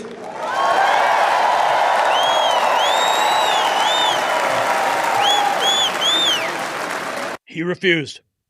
And for that, they sent him to jail. Here's Corey Lewandowski.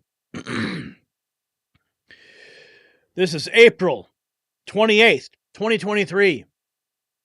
Most of the mainstream media is controlled by the far left, even those that are perceived to be conservatives. Corey Lewandowski. Remember him? Yeah, he was a campaign manager for Trump. He got pushed out too, didn't he? Corey Lewandowski slamming Fox News for firing Tucker Carlson and caving to the establishment.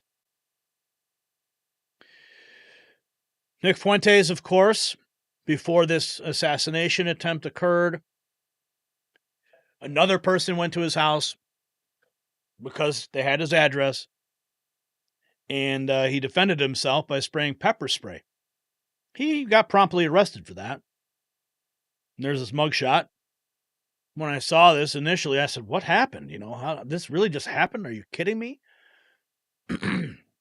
Now, whatever you want to say about, like I said, Nick Fuentes, the point here is that it's narrative control that is seeded into the people's minds and controls them. And here's another one. Whoopi Goldberg. Ha-ha, Whoopi Goldberg. She's back.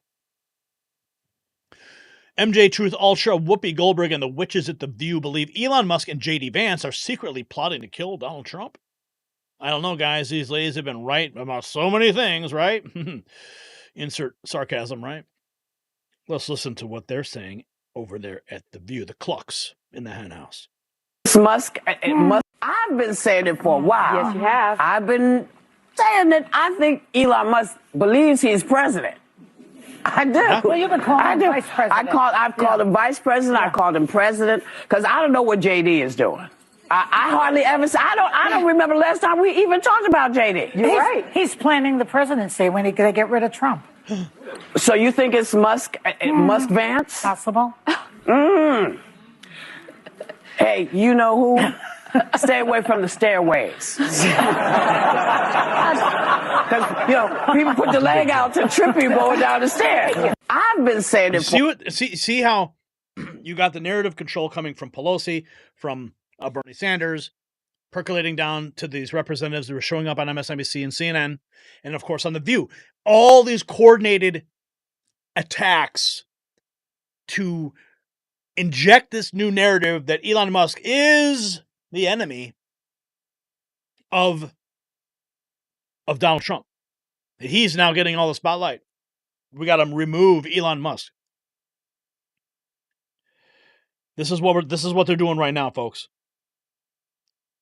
Media is now openly questioning. This is Democrat wins media. The media is now openly questioning whether Elon Musk or Donald Trump is in charge of the Republican Party.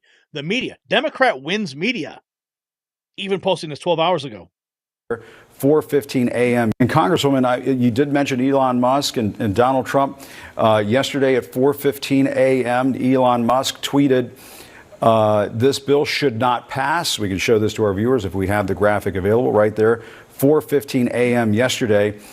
Trump did not come out and say anything about all of this on social media until late yesterday afternoon, nearly 13 hours later. We can put that Truth Social post from Donald Trump up there if we can. I guess, what are your thoughts on all of this? I mean, what's the feeling among Democrats right now? Who's in charge? Is it Elon Musk? Is it Donald Trump? What's going on? Well, for me personally, it appears that Elon Musk is trying to take the role as an unelected president. And in fact, that Donald Trump, it appears, is following his orders. And of course, the consequences are grave. When you look at what could take place, and I've been through government shutdowns before, we have services that will be halted. We have people who would be furloughed. This is the holiday season. We'll have TSA agents who won't be paid. We'll have total chaos again. The economic impacts of a shutdown are devastating, and it hurts people, everyday people. And so to be able to blow up a bipartisan deal that would keep the government open, that would allow the negotiations to move toward another deadline in March, to me is just irresponsible. But it says a lot about Donald Trump, and it says a lot about allowing a non-elected billionaire to run our government. And Congresswoman, see that? Narrative control. It's happening right before our very eyes. Here we have the media is desperate to divide Trump and Musk. They're spinning lies about GOP power struggle to sabotage the alliance that terrifies them. Trump won't let Musk steal the spotlight. Don't fall for the trap. It's classic divide and conquer. For people with great, because this funding bill is something Republican leadership spent a lot of time negotiating. This is MSNBC whining about Elon Musk. Almost no time rejecting. And Elon Musk tweets and, a billion people read it. You understand more than most about outside influences. But does Musk's power, do you think, come from Trump's longstanding admiration for people with great fame and success? Does he assume that if he built a great business, he can build a great government? How did we get here? Yeah, I mean, two things. very difficult situation for leaders to have somebody with that much of a megaphone able to pop up. Donald Trump, when he was president, was always no one has tweet ever away had this megaphone. We should say no one has ever had a megaphone this big. Absolutely. And that is a huge problem that is going to probably continue to be a problem. Having a megaphone is a problem for these people. The fact that one person has a voice and free speech is a problem for these people. That is what is being telegraphed on MSNBC. To pit Elon against Trump. I think this bill was in pretty big trouble before Elon Musk figured out that there were problems with it. There were a lot of members with a lot of angst, and he certainly pushed it over the top. The one thing I'm curious about, though, is maybe he was speaking for Donald Trump, but maybe he wasn't. And either way, I don't think Donald Trump wants to have the perception that Elon Musk has more juice, more power over these members than he does. Because it feels very much like yesterday, at least the narrative is that Elon Musk was the one calling the shots, and Donald Trump ran to get to the front of the parade on that. That happens a few more times. I imagine Donald Trump is going to have to figure out some way to assert himself in this situation, and we'll have to see how that goes, too. You see? It's all coming together. Project Kamala Harris. Rumors of circulating House and Senate Republicans are quickly growing tired of Elon Musk as he tries to dictate their policy agenda with threats of well-funded primary opponents. This is going to be a messy breakup. This is what they're trying to do before Doge gets its teeth. Because the swamp is absolutely terrified. Here's Representative Marjorie Taylor Greene. 16 hours ago, the Uni-party is aiming their fire at Elon Musk and blaming him for killing their incestuous pork fest government funding bill. But it was the American people engaging and posting their outrage on X that killed the bill. But they hate Elon because he bought X and protected free speech, which allowed the people to fight back and stop another Uni-party shit sandwich. The truth is they hate you, the people, for standing up for them, to them. They're angry they got caught in such a big way. These losers waited for months, knowing the government funding deadline was Friday, December 20th, and refused to show any of us members of Congress the bill until they dumped 1,500 pages on Tuesday night. Okay? They're terrified that Elon Musk is giving the people a voice. So they are targeting Elon Musk. Here's one post from Elon Musk. Exactly right. All government spending is taxation. A day ago, the government either taxes you directly or by increasing the money supply, taxes you through inflation. This is information the American people need to know. The American people are fast asleep. And if Elon Musk can help wake up a few people, then that's what America needs. We need more people waking up. And I'm damn happy that Elon Musk is speaking. We wouldn't have seen posts like this from Elon Musk 3 years ago. No way. And the good news is we got 7.5 million impressions on that. 2.6 thousand replies. 23,000 reposts. 90,000 likes. 90,000. The needle is moving, and they're terrified. And we need to call them out so we don't see more events like this. People being doxxed, people being attacked, more assassination attempts, people like around Trump's orbit going to prison. And we need to call out everybody the moment we see it. Doesn't matter. Because the narrative control happens on all sides.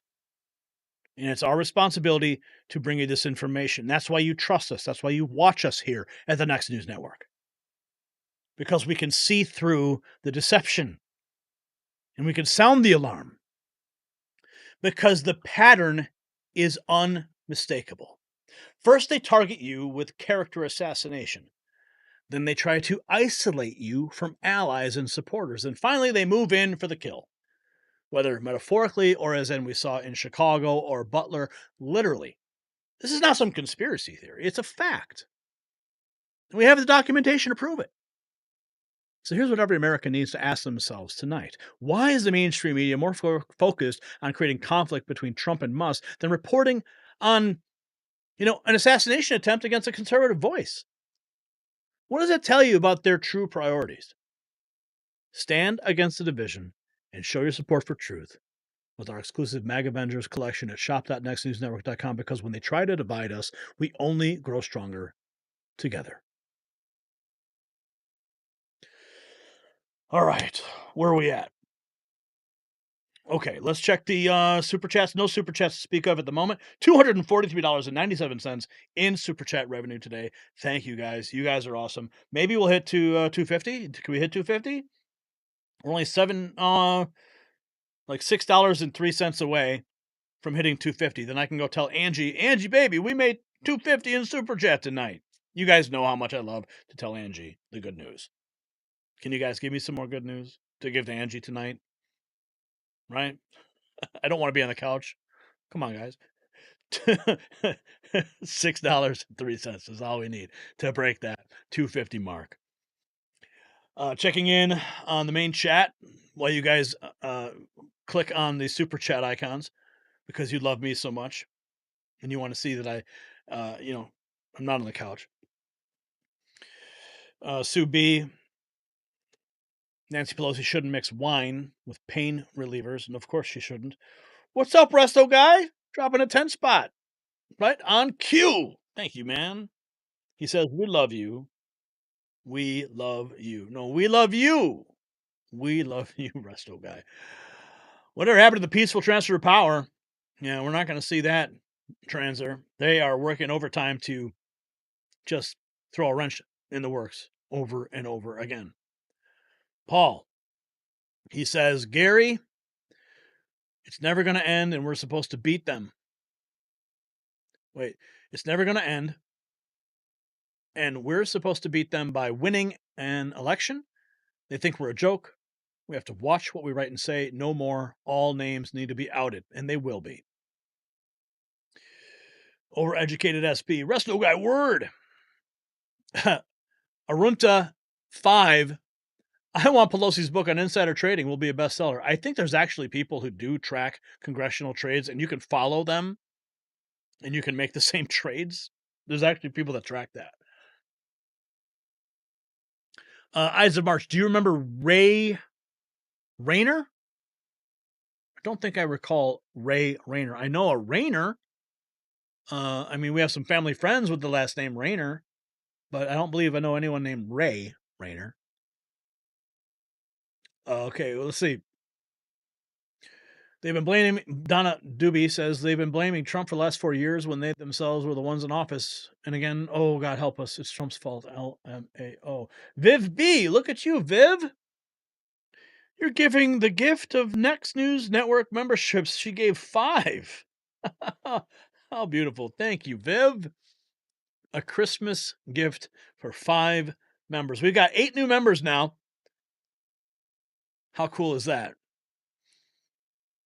What else we got going on? I'm going to get to the main feed in a moment here. Transer, G. Walls, Darren Clark, and Taxiotio Ambassador. All right. Wait a second. Wait a minute. Our Boyd, he says, shut up and take my money. Shut up and take my money. And welcome to the new guy. All right, how about this?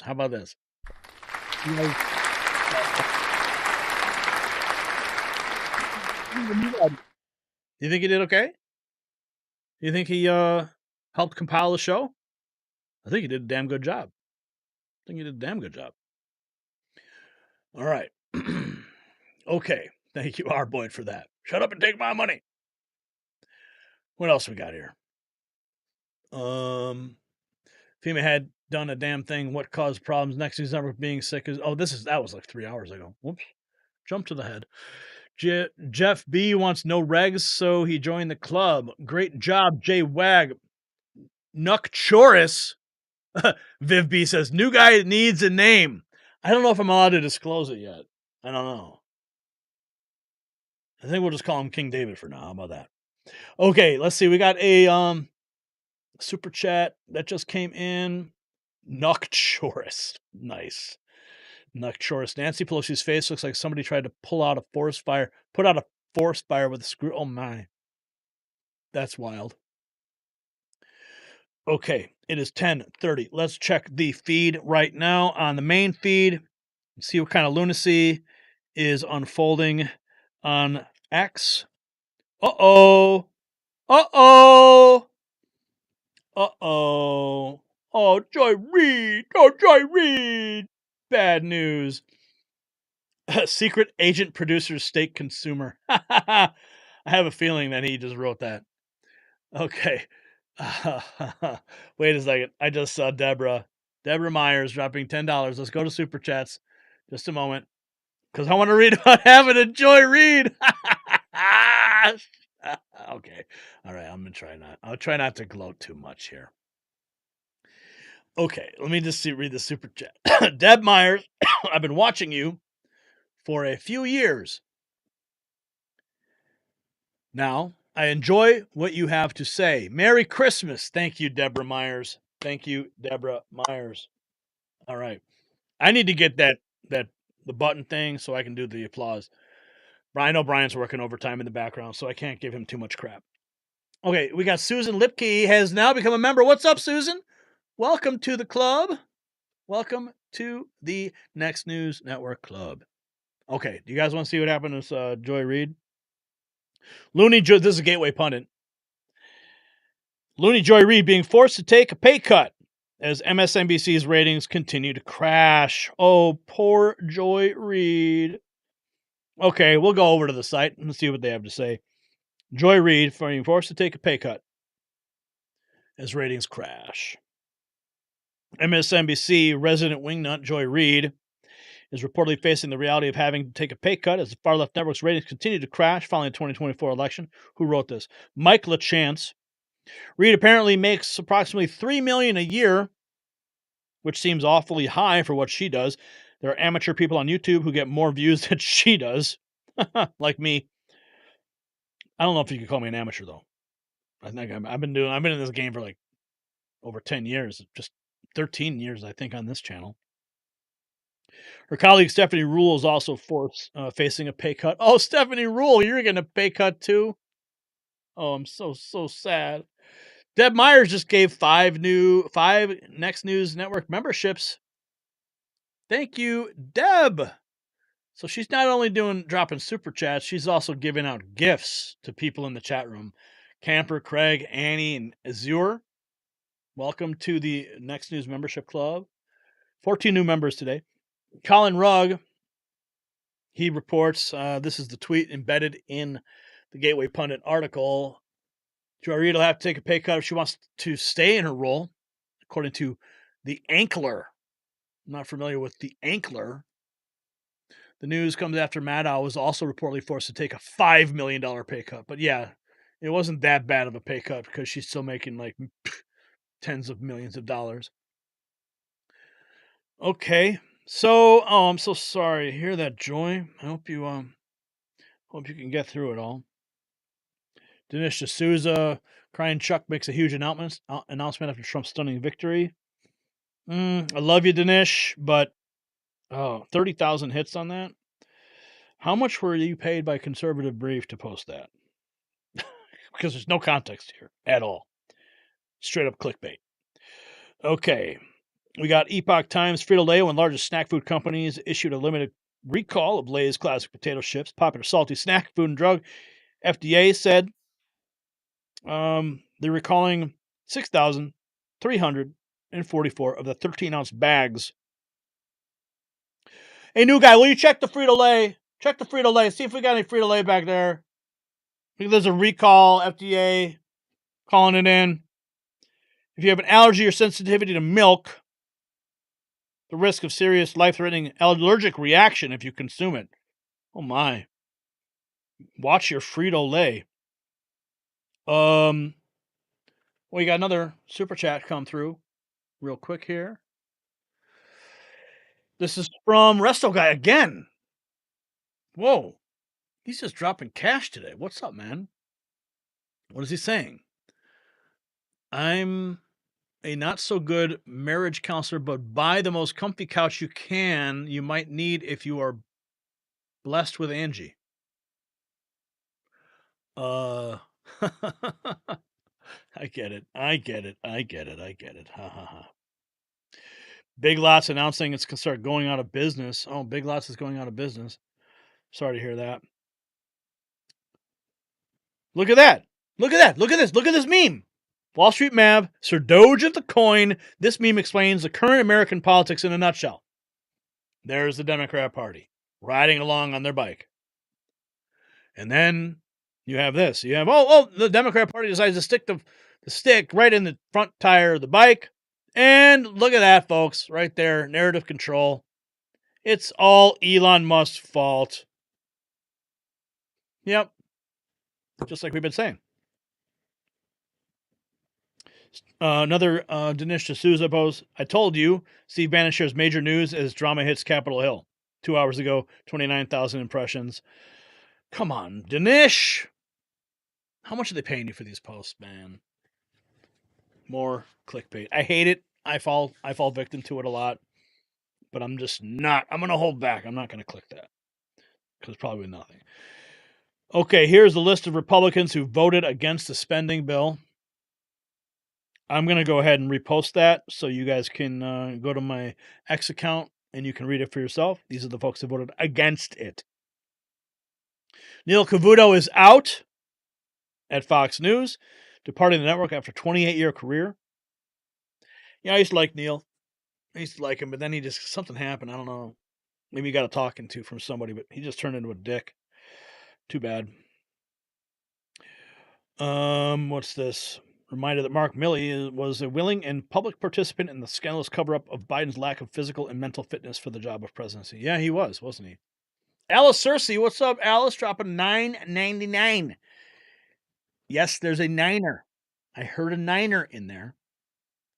Alice Cersei. No comment. She just decides she wants her name heard. Well, you got it, Alice. Thank you for that $9.99.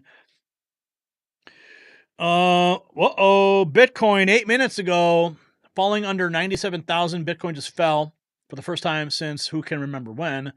Volatility is showing no signs of slowing down. Are you holding or jumping ship while you have the chance? Hold, baby, hold.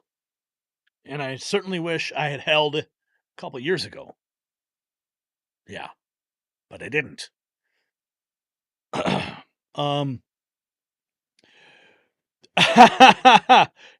Look at this Trump war room one day ago. CNN. So when are we going to actually start to see mass deportations happening? Borders are Tom Homan. Day one. Oh, yeah. It is happening, folks. Okay. We got to close it out. Got more work to do, as you know what happens in post-show. The raw feed. What have we done here? We've exposed a pattern so clear and undeniable that once you see it, you can't unsee it. From the mysterious drones over New Jersey that the government first denied, then confirmed, and now threatens to shoot down with deadly force, to the complete implosion of Fani Willis's case in Georgia. These are not isolated incidents. They are connected threads in a much larger tapestry of deception. So think about what we've uncovered tonight. While military bases track unidentified drones and radioactive material goes missing, the deep state is working overtime to divide and isolate anyone who threatens their narrative. They tried it with Trump and Musk, and they're doing it with anyone who questions their agenda. And just like they targeted General Flynn years ago, they are using the same playbook today.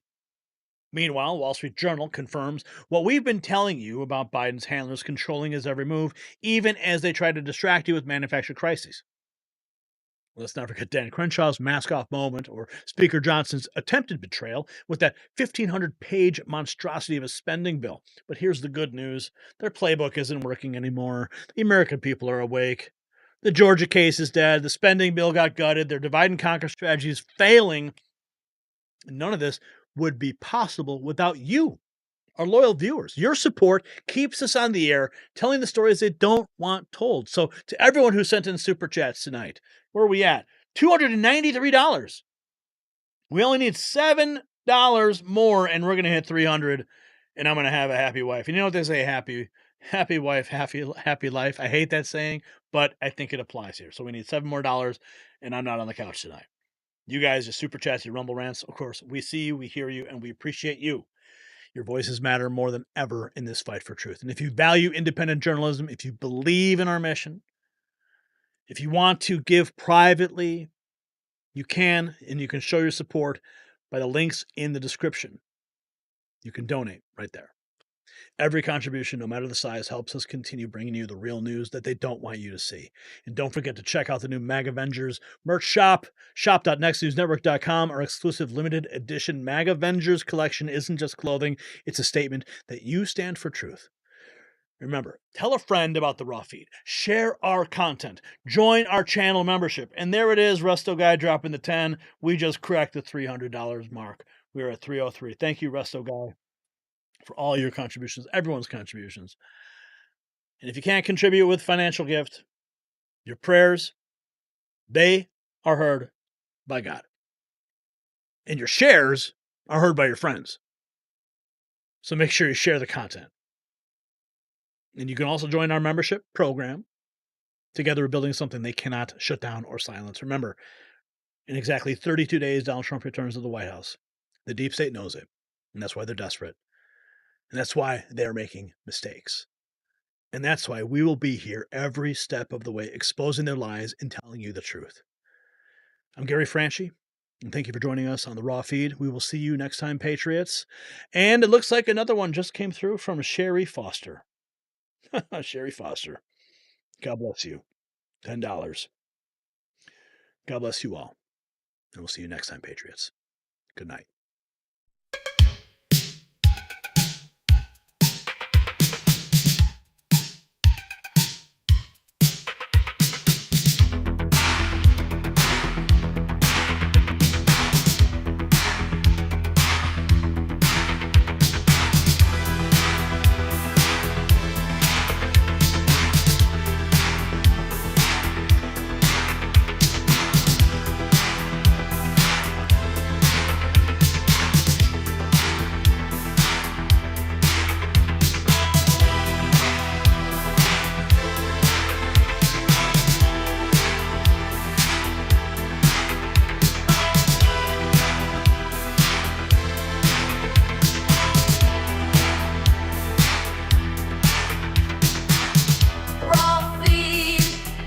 It's a place to be. Live show. Come along.